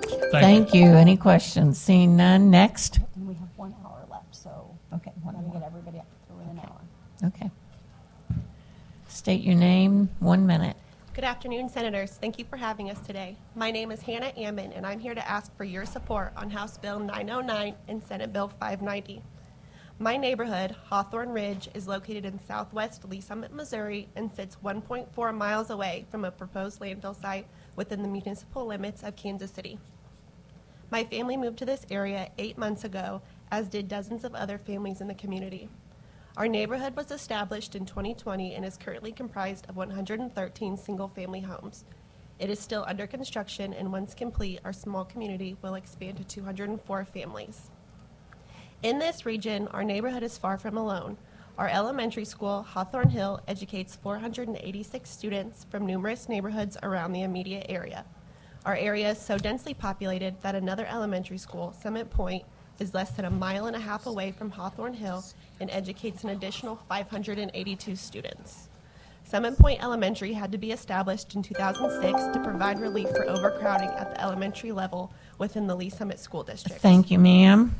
Any questions? Next in support.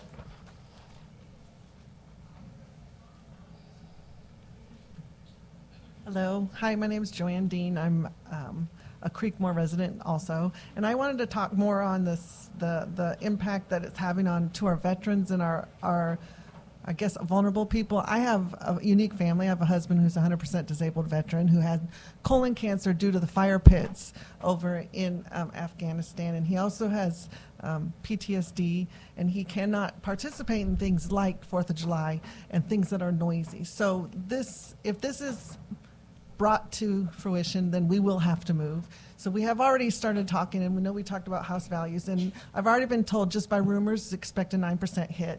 Now this is our life savings in this house, 9% of a very a higher house, yeah? That's a hit, that's a big hit for us. So my husband's already given his life, his service to the United States. He's done it. And all we're asking is that you support us and that we can stay in our forever home. You know, I also have an autistic son who I've been 17 years in Creekmore, but we bought one and then we sold it and we built on the lake. And that's what he does. For his coping skills, he goes and he fishes and he swims. He's not going to be able to do that. Thank you so much. Any questions? Seeing none, next.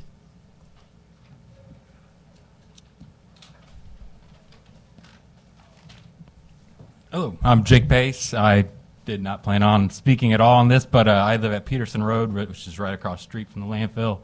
And so we would literally be looking at it every day. We bought the house 3 years ago to raise my 3 kids, and my wife would love to be here, but I'm trying to be the voice for people that can't be here, because there are literally thousands for every one that is spoken that would love to come here, but they are too busy working and actually just trying to put food on the table instead of just coming out here to fight something that should never even be a thing. This is like common sense. Seems like it has not had a day at all, like where common sense would say that this is not going to help anyone at all except for the Monheisers, and that is it.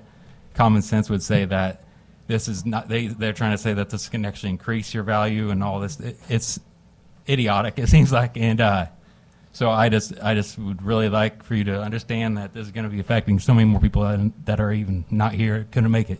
But thank you. Thank you. Questions? Next witness? Sir, can you leave that? Yeah, leave your paper. Next witness in support of the bill. 1 minute. State your name. Leave a witness form. Good afternoon. My name is Steve Jeffrey. I'm an environmental attorney representing the city of Raymore. My office is in Chesterfield, Missouri. I'm here to testify in support of the bill, specifically to address the FAQs that were distributed by the developer a couple of weeks ago.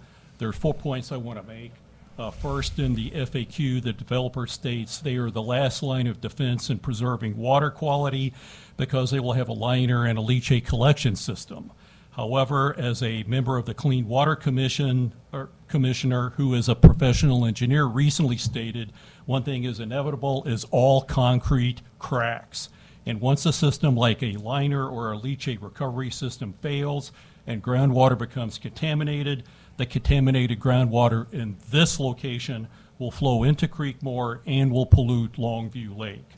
In addition, the FAQ states that a methane collection system will manage air quality. However, newer landfills are all required to have methane collection systems, and I have copies of several studies here, scientifically peer-reviewed research studies corroborating what some folks have said previously about the adverse health effects of landfills, as well as the adverse effects on residential property values of facilities located within proximity to a landfill. Thank you. I'm glad to answer any questions. Seeing none. Next in support of the bill. Yeah, he's in the hall. Okay.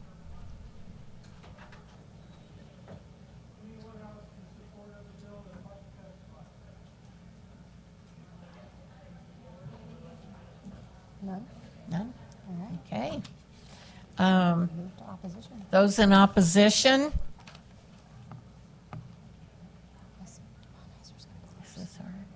So she'll get 5 minutes. And you have 5 minutes.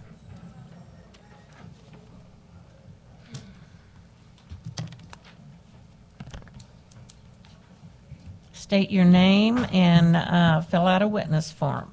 Yes, ma'am. My name is Jennifer Monheiser. I am the owner of KC Recycling and Waste Solutions. I'm here today to ask you all to vote. Is it off? Green light's on.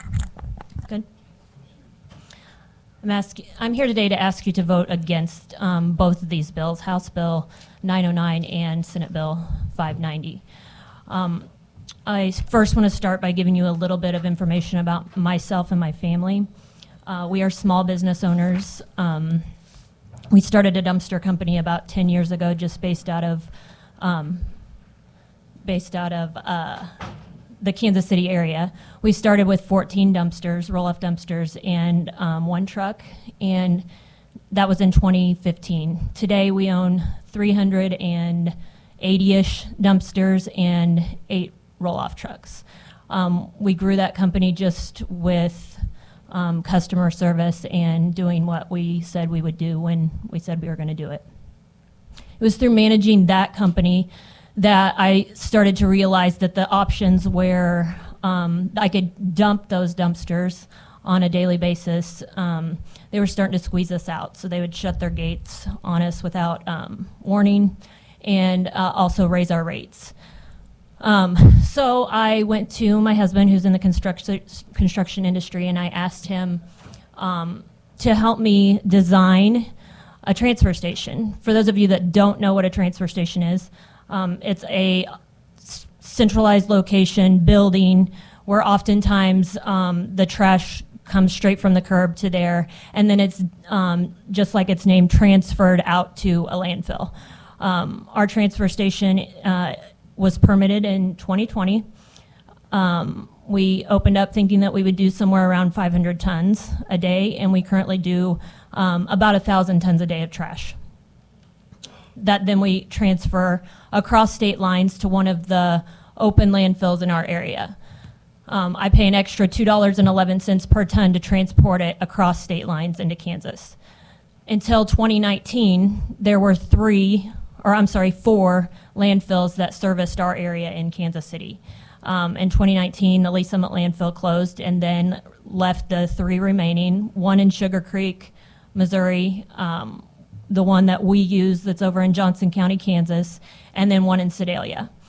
The Sedalia lifespan is, for that landfill, is coming very close to an end, and then we'll just have two at that point. It takes a lot of time to permit a landfill. It takes, up to 10 years and maybe even 20 years at sometimes to permit a landfill. When those options are closing quickly and it takes that long, we need to start now with another option for not only my family business, but for the region. We had the House hearing not too long ago, and the Mid-America Regional Council was there and did testify that there absolutely is a need in our region for another landfill very soon.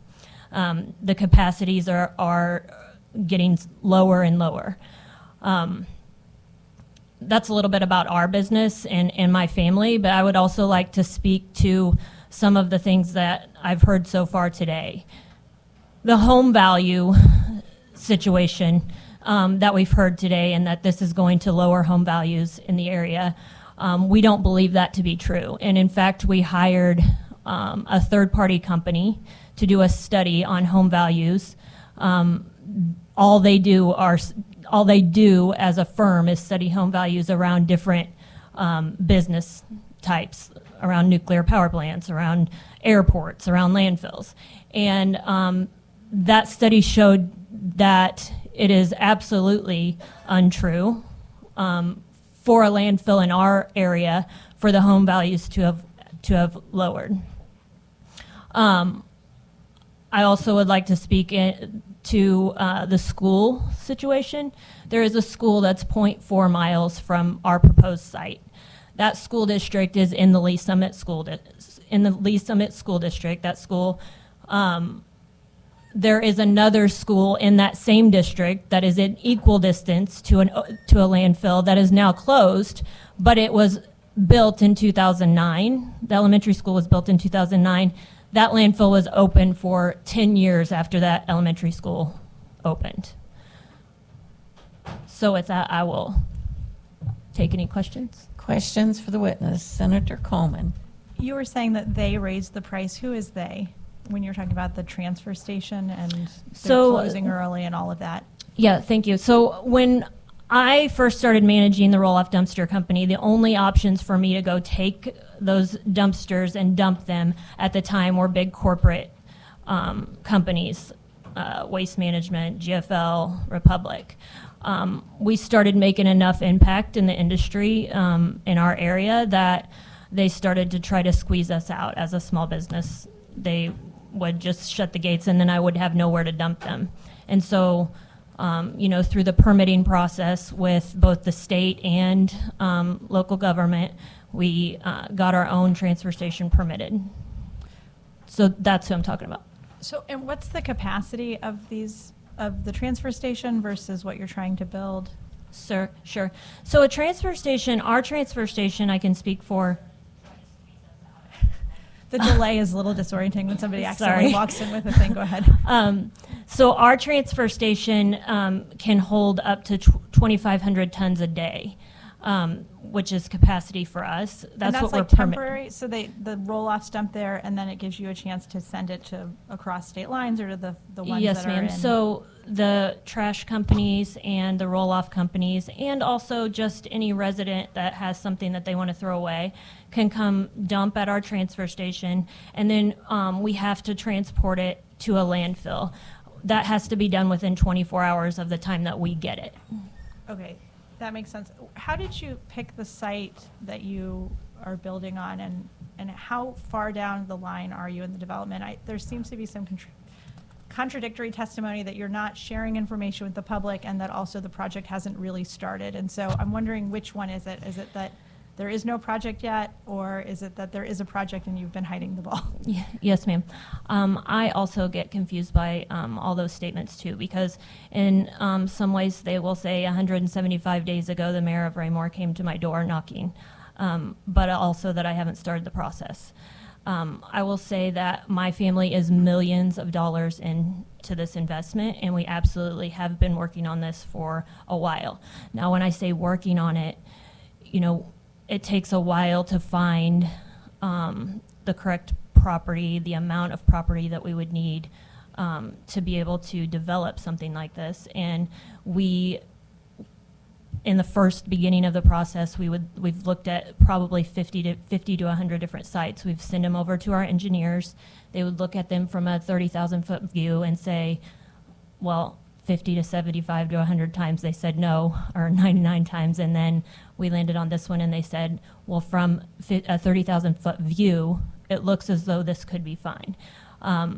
There were already wells drilled for the property owners had drilled for oil previously and drilled down 200 feet, so it wasn't a blind, it wasn't blindly that we were investing in this. We were able to see those drill logs that won't count towards the Department of Natural Resource stuff, but we were able to see those drill logs to begin with, in which they looked good for what we were trying to do. So what are they looking for? This is something that nobody's testified to. Is I have no idea what is appropriate sites for this kind of a project. What are those environmental impacts that they're looking for? So they have to see where the water table is, the groundwater. I think I heard somebody say 30 feet a minute ago or today, which in some areas it could be that it's 30 feet. So the way that this property is, the topography of it, there's a lot of really high spaces and some very low spaces. When you're permitting a landfill with the Department of Natural Resources, you cannot go down to the ground, the water level. So we drill to see where the water level is throughout the whole property. So we have to do, 150 wells to see what kind of rock is underneath the soil, where the water tables are, and those are all part of the feasibility studies that we've started.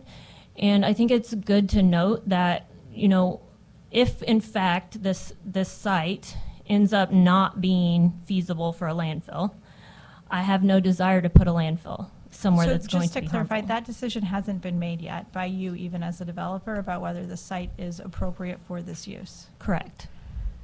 Okay. When you're talking about location to the neighbors and the neighboring properties, anywhere else in the state, are there communities like the ones described by those testifying in support of the bills near similar type projects? Yes, ma'am. So we pulled about 8 or 9 landfills across the state of Missouri that we could find. And I'm not sure if you guys all got those maps or not, but if you didn't, we're happy to give them to you.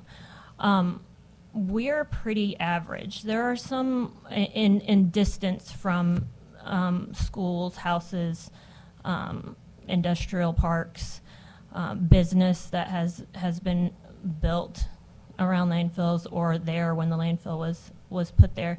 There are some in our state that are a lot closer, and then some that are a little bit further. But in all actuality, we're probably a little farther than an average from those things. Okay. And so that half a mile standard that was set 50 years ago for this community isn't outside of what those other communities have in place? No, absolutely not. The half mile rule would have been the same across the state until now.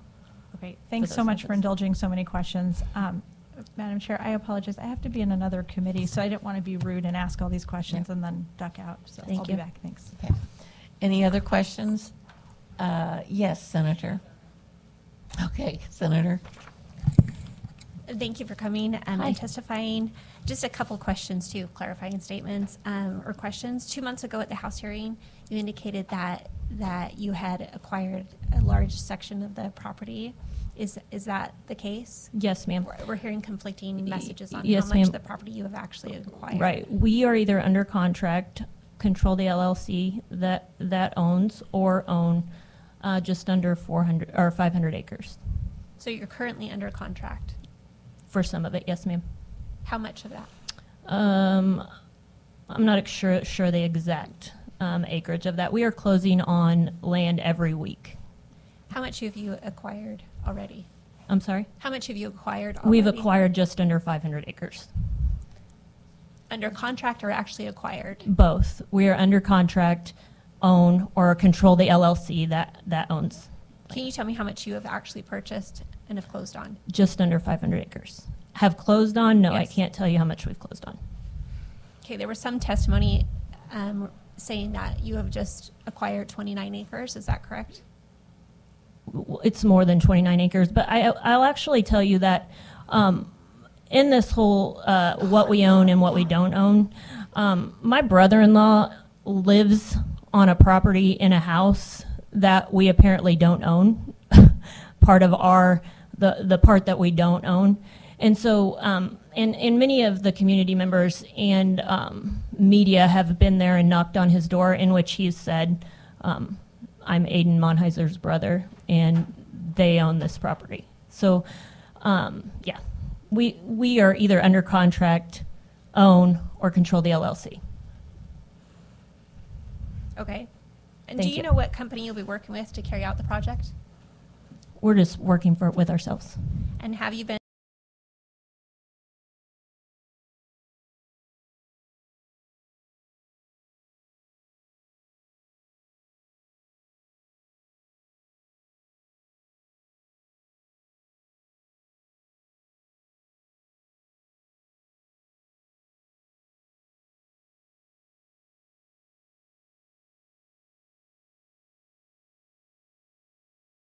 Hi. So first, the 500 acres, are they all in Jackson County? Yes, ma'am. They're all in Jackson County, and they're all in the city of Kansas City, Missouri. Can you give me a reference with streets that they would encompass? Yes, so it's between Peterson and Horridge, and to the east and west, and 155th County Line Road to the south, and 150 Highway to the north.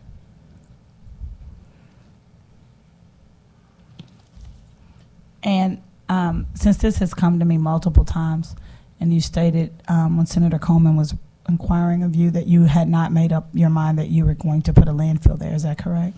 Yeah, that's correct. I mean, that's the hope, and that's what we purchased the property for. But I'm not in any way a person who would want to put a landfill in a place that wouldn't be feasible for the community. And so I'm so happy to hear you say that, because one of the things that has come to me multiple times by lobbyists that you have hired, and I normally don't bring this type of thing up, Sure. is that if I vote no on this, if I vote yes for this bill, that you're going to come to my community. So have you looked in Kansas City, and if you have, where at? In my community, the southern part is 470, the northern part is the river. The western part is Troost Avenue. The eastern part is Independence City line with Kansas City. I don't know those specific areas, but I'm not looking in any. It's other basically neighborhood. everything else that you don't have. I'm not looking at any other area Okay. to develop. A So like I landfill. put the Chiefs and the Royals on the spot, I can take your word for that you won't come to our community. Absolutely. Especially that it's already Yes, pretty ma'am. dilapidated and place a landfill there. Yes, ma'am. And I actually think that there are at least one or two people from your community that are here to testify today. Well, one isn't, but he's going to testify. He's outside, but he's not really from my community. No, but Miss Gloria is here, and I do think that she's in your community. No, I don't. I'm not looking at developing a landfill in your area of Kansas City. I will tell you that in the chaos that has ensued in the media and on social media, that I've been told to take my trash where it belongs and put it on Troost by some members of the opposition. You'll hear from Ms.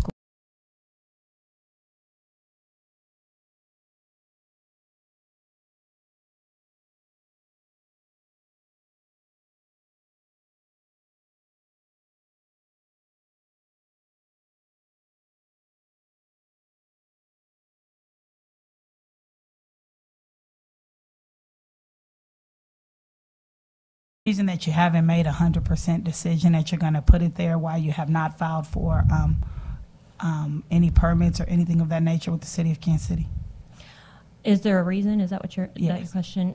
Well, when you're developing a landfill, 80% of the time and cost is up front.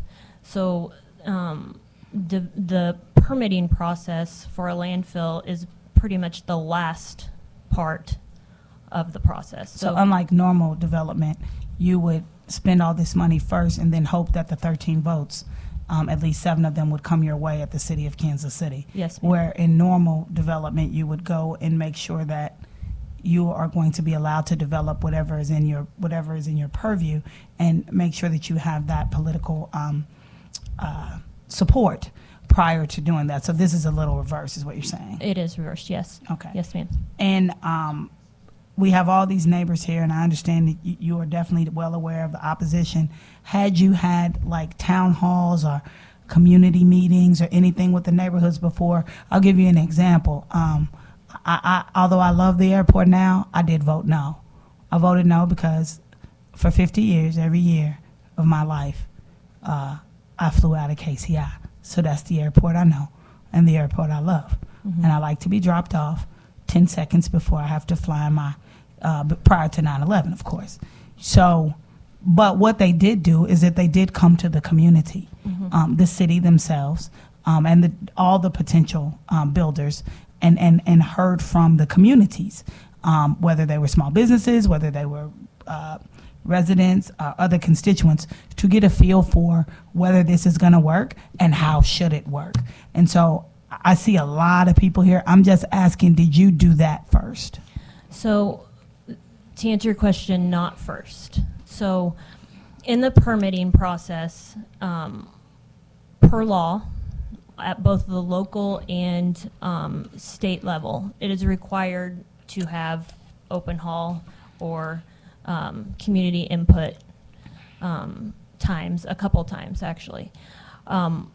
We are in Kansas City, Missouri, in Jackson County, and we require approval in the end from Jackson County, from Kansas City, Missouri, and the Department of Natural Resources.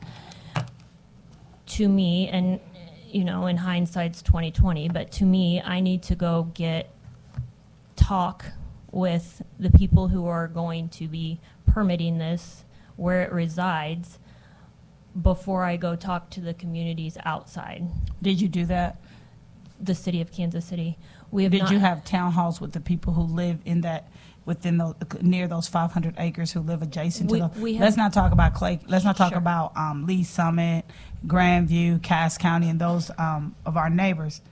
But if in your mind that you needed to speak with those who are going to give you a permit, which would be 3 different entities, as you said, DNR is a state thing. Sure. Did you actually go to people and have community halls or something with the people Right. in Jackson County and the people of Kansas City? We have not done that so far, but I will tell you that the plan got expedited in all of this very quickly when this became a state issue down here. And so... Is this your first landfill? Yes. Okay. Yes. 'Cause is this the first time you've developed anything or whatever? Usually, Not when I hear developed somebody anything. say they got 500 acres, that sounds like a lot of money to me. Yeah. That you've It's been not, in this game it's before. Not, yes, it is the first time that we've attempted to develop something this large. Have you developed anything is what I'm asking. Well, we have a transfer station in Kansas Okay. City, Did you Missouri. talk to people before you did that? Yes. So why would you not talk to people before doing Because this? by the time that we were talking to people in Kansas City, Missouri, we had already done all of the stuff to be able to know that that's exactly what we were going to do with the property that we bought. We weren't at that point yet here when we got down to the state level. Okay, and I think you have some documentation somewhere that you may have some community betterment agreements, some CBAs with some Yes, school ma'am. districts. Which ones? We're currently working with the Hickman Mills School District we're not working with the district, we're working with Pastor Edwards. Who's not a member of any board or anything, to my knowledge. Right, but he is working with the school district to come up with, help us with a community better agreement that will benefit the Hickman Mills School District's before and after school programs. So now, I'm sorry, Madam Chair, I just need to make a comment. Go ahead. The boundaries you gave me ain't got nothing to do with Hickman Mills. You're right, but it's in South Kansas City. But has not. But this doesn't touch their school district. So why Hickman Mills, as opposed to Grandview, Lee Summit, possibly We have Greenwood, Raymore, Belton, whichever one is ma'am. the closest? We have not finished those community betterment agreements, and we're not saying that we won't include other schools. That's not my just question. who we are talking to Yeah, to and right now. I ask rough questions, and I apologize. That's I just okay. talk rough. I really ain't a mean person, but I really need to get a full understanding as to why you would go to Hickman Mills, that I believe definitely stops on Blue Ridge when it's curving. So that's like 102nd Street or 3rd or something of that. I'm from there. Maybe you don't know that. So that's nowhere near this. You have a whole nother city that borders that goes in and out, and a whole other school district. So I guess I'm confused as to why this conversation would start with Hickman Mills as opposed to the school districts that it actually will affect. Yes, ma'am. I have not spoke with Hickman Mills School District. I have spoke with Pastor Lindsay and Pastor Edwards, who are trying to help those school districts out and have asked us to consider those as part of our community betterment agreement. Okay, I'm just gonna say, if you're gonna consider them, please consider Kansas City, Missouri, Lee Summit, Greenwood, Belton. Who am I missing? Raymore. I was gonna get to y'all.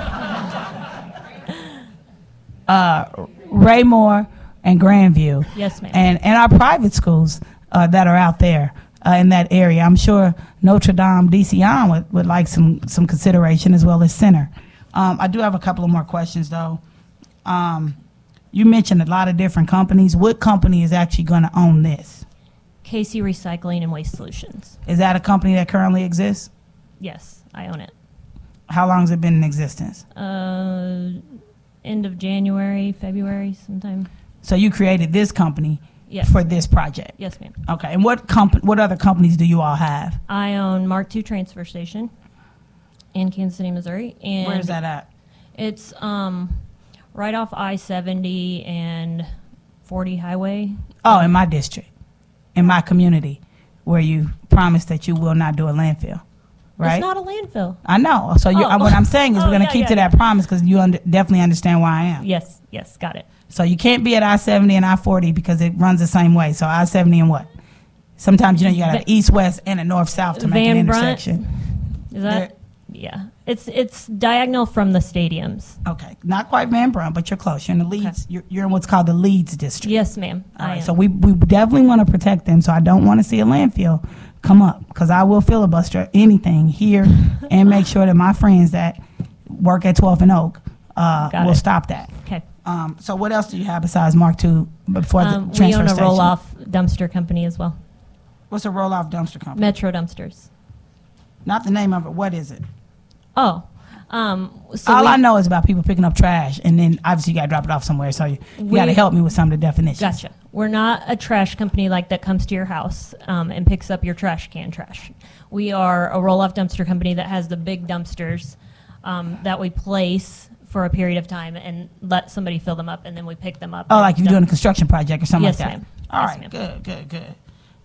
Odors. How would you address odors? Because it's a little different than the transfer station, right? Yes, so you've had a lot of people testify about the environmental defects and as well as the odor, and nobody wants to smell that. Yep. I live in the hood, so I like to smell gates, so I want to keep smelling that. So how will you address how that'll be? Yes, ma'am. I like the smell of gates too, though. Mr. Ollie would like that. Yeah. To hear that. Yeah. So I'm glad you asked this question because I heard somebody, and I've seen obviously the Facebook posts about the notes that were taken at DNR and how I supposedly said that I know this is going to be a huge odor problem and I'm okay with it. But that is not how that conversation went. These were handwritten notes. And actually how the conversation went was I asked the lady that I was talking to, what are some of the complaints that you've heard so far here at So let me DNR? clarify. I'm a reporter. I ain't trying to be mean. I don't want to hear all that part. So I just want to know. I don't believe that there's going to be an odor issue. Have you spoken to other landfills, not only in our community in Kansas City, but other places, to see what they do to handle that? Not outside of our area, but yes, absolutely. We've spoken to other landfills. How do they handle the odor? So there is a technology that has big pipes, basically, that go over the open face of the landfill that would basically like Febreze perfume the odor. How much does that cost you? I'm sorry, say that How much you think that'll cost you? It costs quite a bit. I don't know what quite a bit is. I'm pulling millions, for the state. millions. So quite a bit is okay. Couple million. Yeah. So 1 million, 2 million, 12 Couple million. million, Okay. yeah. Remember, I said I used to be a reporter, so I like to be very specific. So you think over $10 million? No, a couple $1 million. Okay. Yeah. So couple meaning two. Two. Yeah. All right. But also for the smell, one more thing I would like to say is Go that we also are going to recycle shingles, hopefully. And shingles have been approved as cover for open faces of landfills. So it's required by state to cover the open face of a landfill every night. We will do that with both soil and some shingles approved to put over the top of it that will also help with the smell. Okay, you probably shouldn't have told me that because now I got another question. Okay. And that is, what is the environmental aspects of the shingles that you plan to use? Environmental aspects. Is there going to be anything that's going to hurt hurt the air or hurt the community? But or where but are also are shingles recycled or whatever at this point? So they're ground up they're ground up into very fine like dirt to put over the top of it. It's just actually a better way to recycle and be able to cover up the open face of the landfill every night by using stuff instead of putting it actually into the landfill. Okay, cool. Diversion. Just a couple more questions, Madam Chair. I apologize. So there's some creeks in the area. Kansas City area has lots and lots of creeks. Yes, so ma'am. what will happen with them? Well, it's actually we wouldn't be able to permit a landfill if it were going to interfere with. But you don't have a permit. But they wouldn't allow us to permit it. And we don't know if they're going to allow you because you haven't applied for one, so we don't really know about that. So that's true. Taking that out of consideration will not be affected by us if there's a landfill. Okay, that's what I want to hear you say. And then, when did you first decide on this area? Oh. And you may or may not want to answer that based on all the negative media that you have received. When did we decide to start looking at this area? Uh-huh. Probably a year ago, maybe ish. So in a year, you chose not to talk to anybody in the community, though? Not anybody in the community at all. We've talked to several people in the community. We just haven't Who? had public forums. Who'd you talk to? Multiple different people in the Kansas City area, Lee Summit area. Just not. We haven't had any official meetings. Okay. Let me see. She promised me that she'd meet. You can't do that. And she goes. You can't do that, man. Cannot do that. You need to leave. Ask her questions about the property she owns. Actually owns, not contingency. Continue, Senator Washington. Yeah, she threw me off. I apologize for that. No one, regardless of what you're here for, we have to be respectful of each other. So you said it's about 500 acres as opposed to 29. Why do we keep getting the 29 number? Is that what you actually have that you own right now, and the other ones you're either under contract or have a right of refusal or something of that nature? No, all of the contracts that we do have are irrevocable. So regardless of what happens here at the state, I'm going to own 500 acres, just under 500 acres of land, no matter what. So if you can't do this, what you going to do with that land? You going to build up like a Creekmore or what's that called out there, Loch Lloyd or something? We can't afford no more Loch Lloyds. I don't have a plan B at this point. All right, I think that's all I have. Thank you. Any other questions? Yes. I have a question. Do you own property around the area that you're considering turning into landfill? Outside of this project, do you currently own property? Well, our house is about 5 miles from there, 5 or 6 miles. Is that what you mean? Yeah. Is that all the property that you own? Yeah. Outside of what we're talking about. The project? Yes. Yeah. Thanks. Any other questions? Seeing none? Thank you. Thank you. Do you have any final comments? No, I appreciate your time. Okay. Thank you. Thank you. Anyone else in opposition to the bill?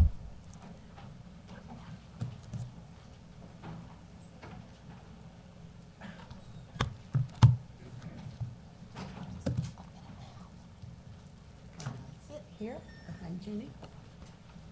Good afternoon. Good afternoon. Good afternoon, everyone. Please state your name. My name is Gloria Rhodes. Ms. Gloria, you can have a seat. Yes, thank you very much. I'm here in opposition. I wholeheartedly feel for the citizens of that area, but this is something that I endure every day.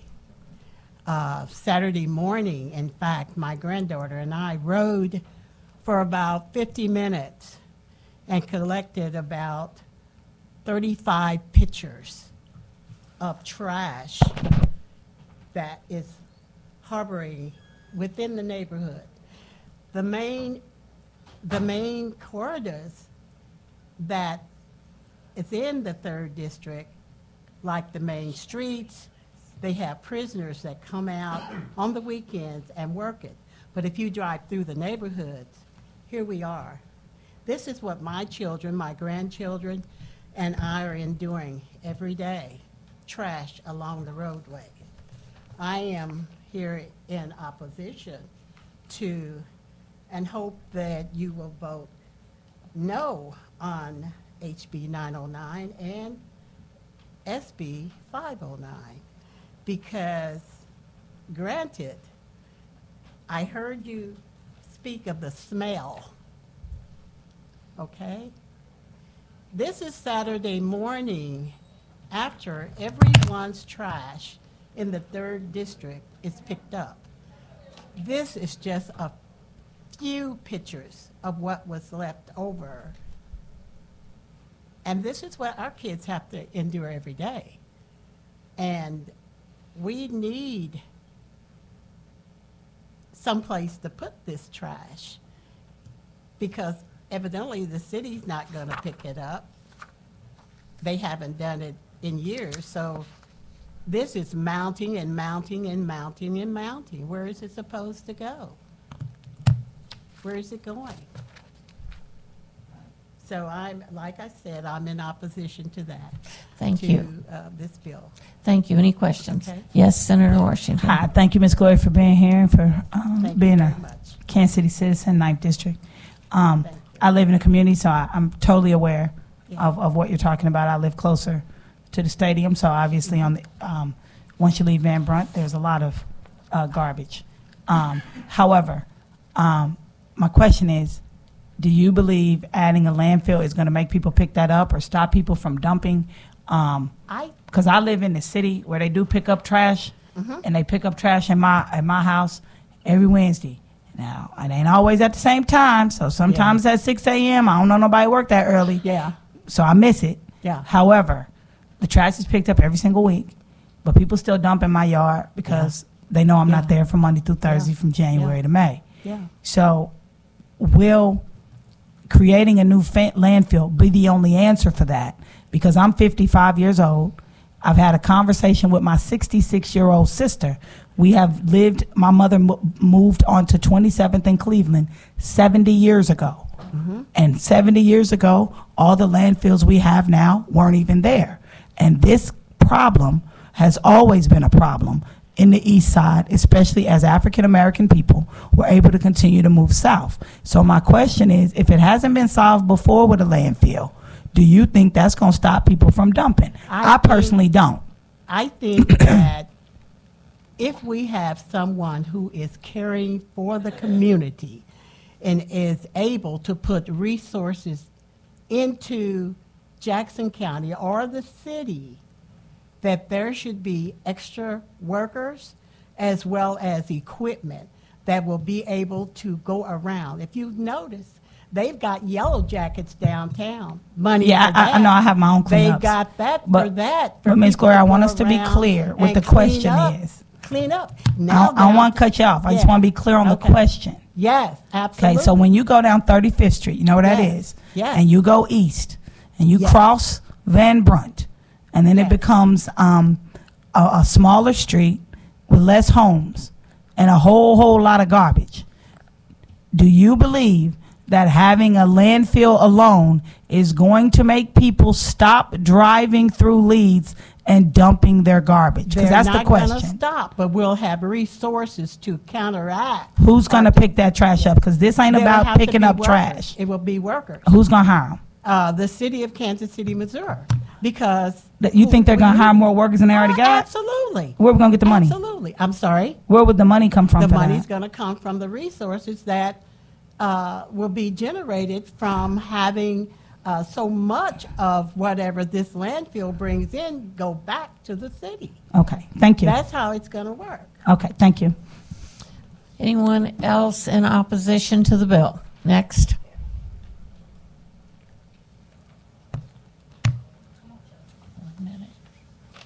One minute. State your name.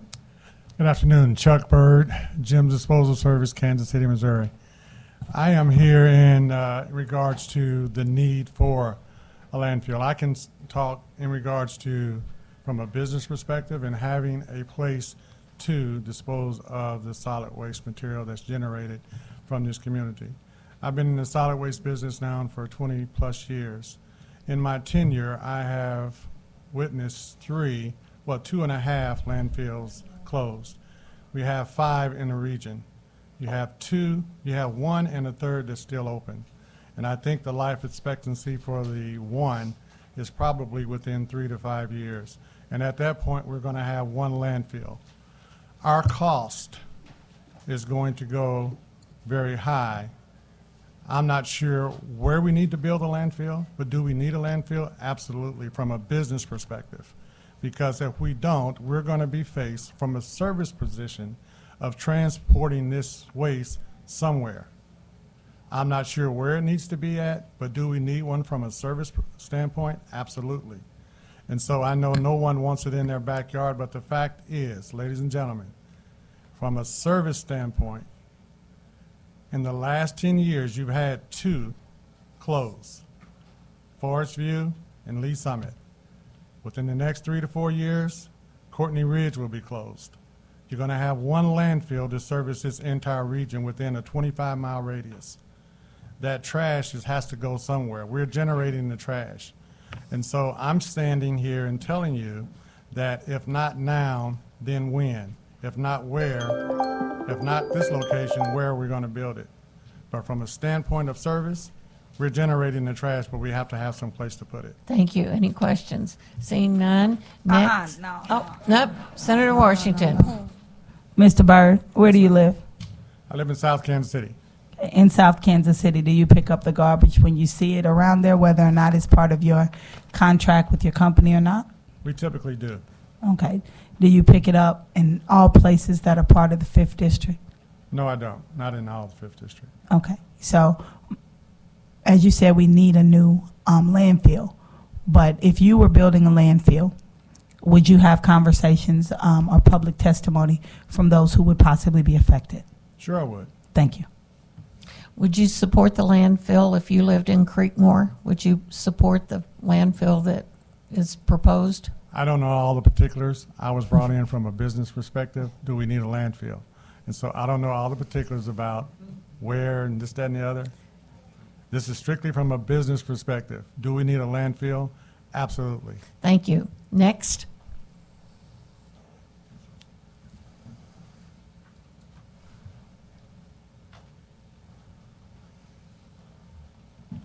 Good afternoon.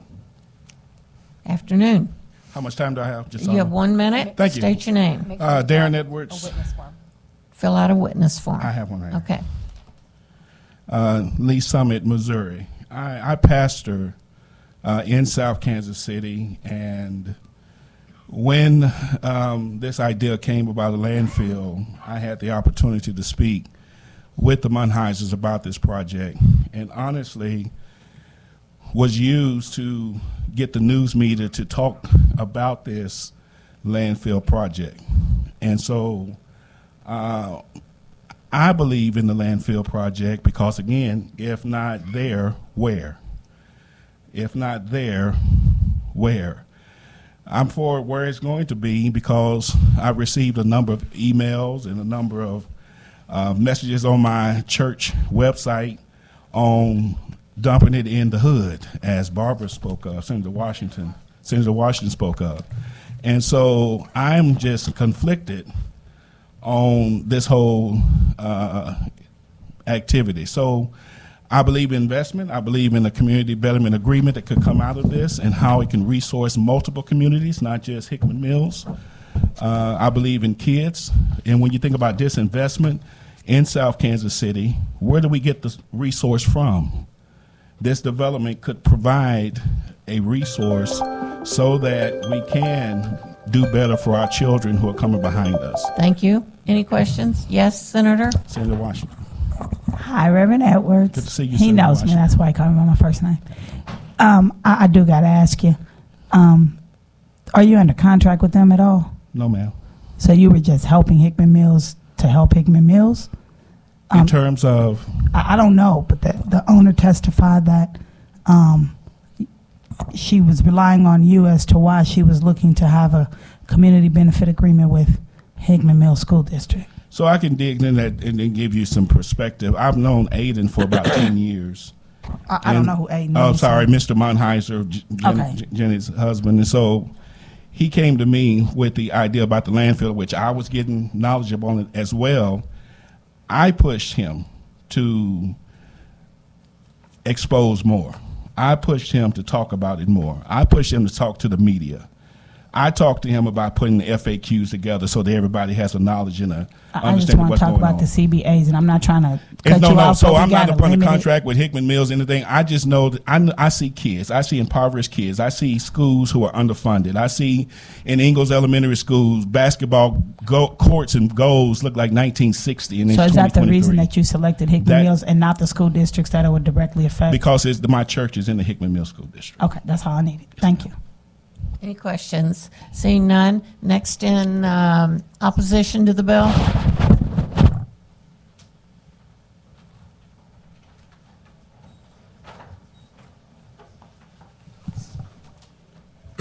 Good afternoon.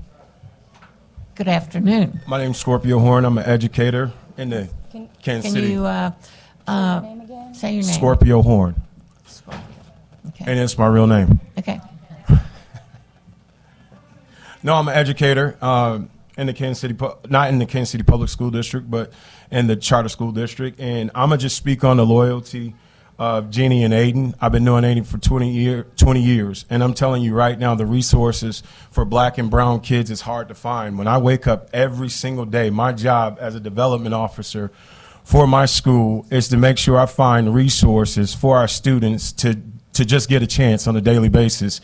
And Aiden has provided that. He said he owns a dumping yard, not dumping yard, I don't know the name of it, but they help us. They help us tremendously. We do have before and after school care programs.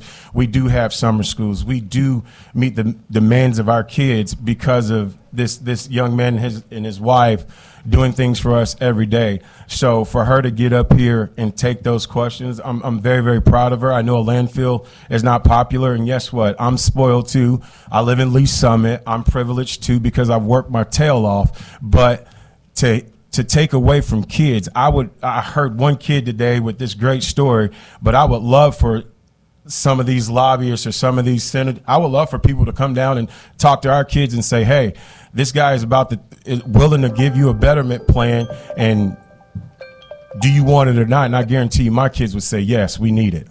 Thank you. Any questions? Yes. Hi, Mr. Scorpio. I just like saying that. Thank you. What school? Kip Endeavor Academy. A private? No, it's not private. It's charter. So it is a charter school. Yep. That is owned by Our private national individuals. Huh? Private individuals.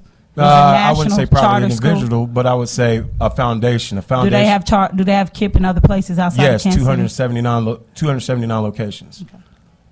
What exactly has he done for KIPP? Who? Aiden? Mm-hmm. Oh, he's done a lot. First of all, he's done a lot for our gym. You know, we just built a $20 million building. Well, $17,500. Where is it at? It's on Winchester and Truman and Winchester. Okay. And within that, he's provided a lot, and I'm not going to say because that's not what type of person he is. So I'm not going to say the amounts. It's public because you took that money because you chartered, so you might as well go on and tell them. Well, but I mean, he's given us a lot. He's done a lot, and he's helped us in a lot of ways. He's helped our golf tournament, and he's doing a lot of things to really revolutionize, like Pastor said, the basketball gym, the basketball court, the way we walk in our halls, and those things. He's always going to help him and his father. You know, his father's a dentist and is my dentist, and has always helped me and been there for me. So they always are willing to offset anything and everything that I ask them for, not billions of dollars, but things to help our kids and resources. Do your kids go to school?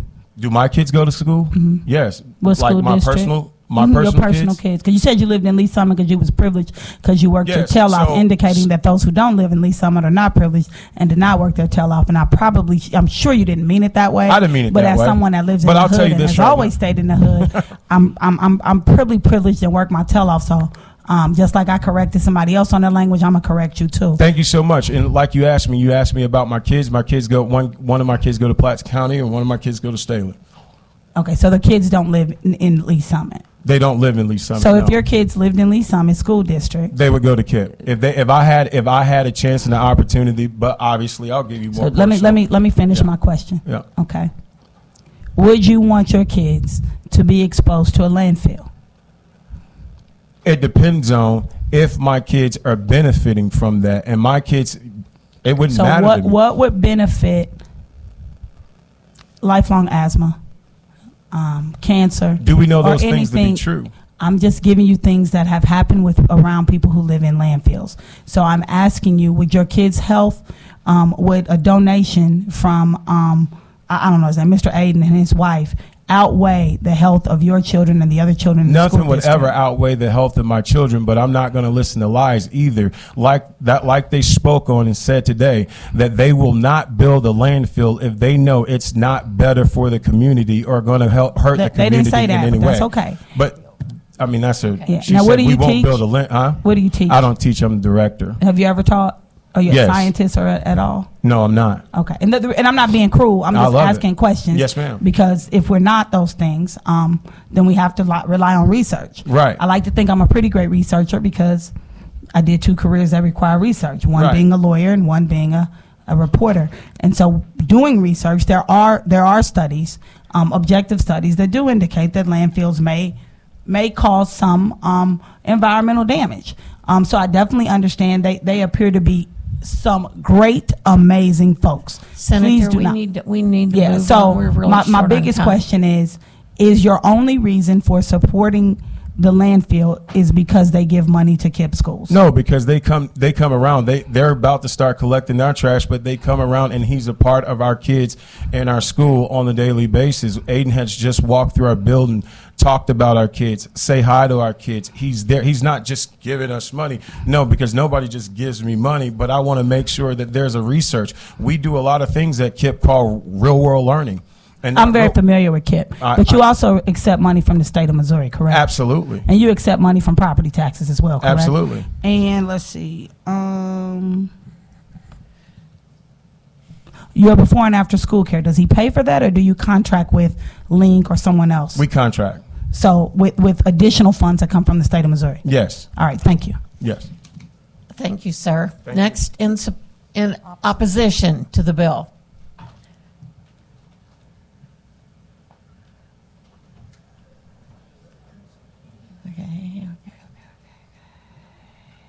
Please fill out a witness form, state your name, 1 minute. My name's Kevin Delaney. Good. Great. I'm just a garbage man, so I might have to use this, and I might even shake a little bit. So, not used to this, but I did. I've been in the waste industry for 35 years. For 30 years, I've run garbage companies from California to Florida. Let me get my glasses, please. Full disclosure, the Monheisers didn't ask me to come here and speak, but I thought it was time for me to talk. And because I believe in small business. I believe that small business is the backbone of America. And I have the Monheisers, they're really good people. And they see a need, and they're going for it. So what I've learned from them, I've known them for 14 years. As a professional, I respected them in the business. And for 8 months, I've been their operations manager. I was the operations manager for Missouri Organic Recycling for 3 years. They asked me about running a transfer station, and I've watched them for 14 years, and I respect them. And now I'm on the other side of it, and I not only respect them from the outside, but the inside too. They're good people. They do small business with integrity. They care. They care about the environment. They care about people. Thanks for listening to me. Thank you. I appreciate your time. Thank you. Next, in opposition to the bill. And this will be our last one. This will be our last witness. If you don't get to testify, then you can leave your witness form.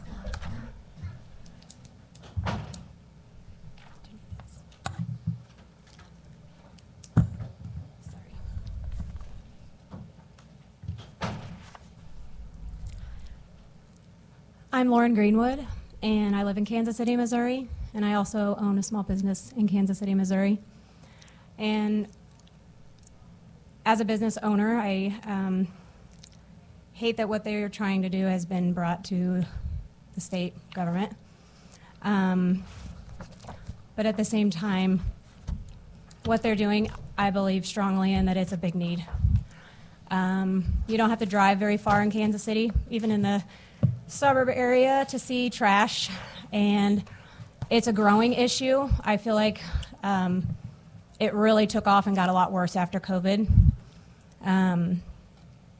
So I ask that you vote against these bills and vote no.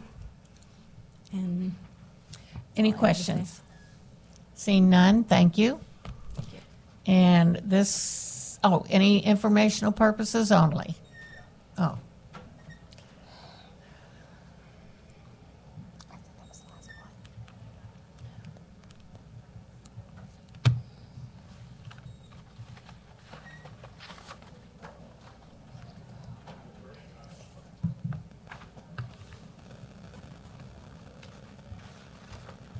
State your name, leave a witness form, 1 minute.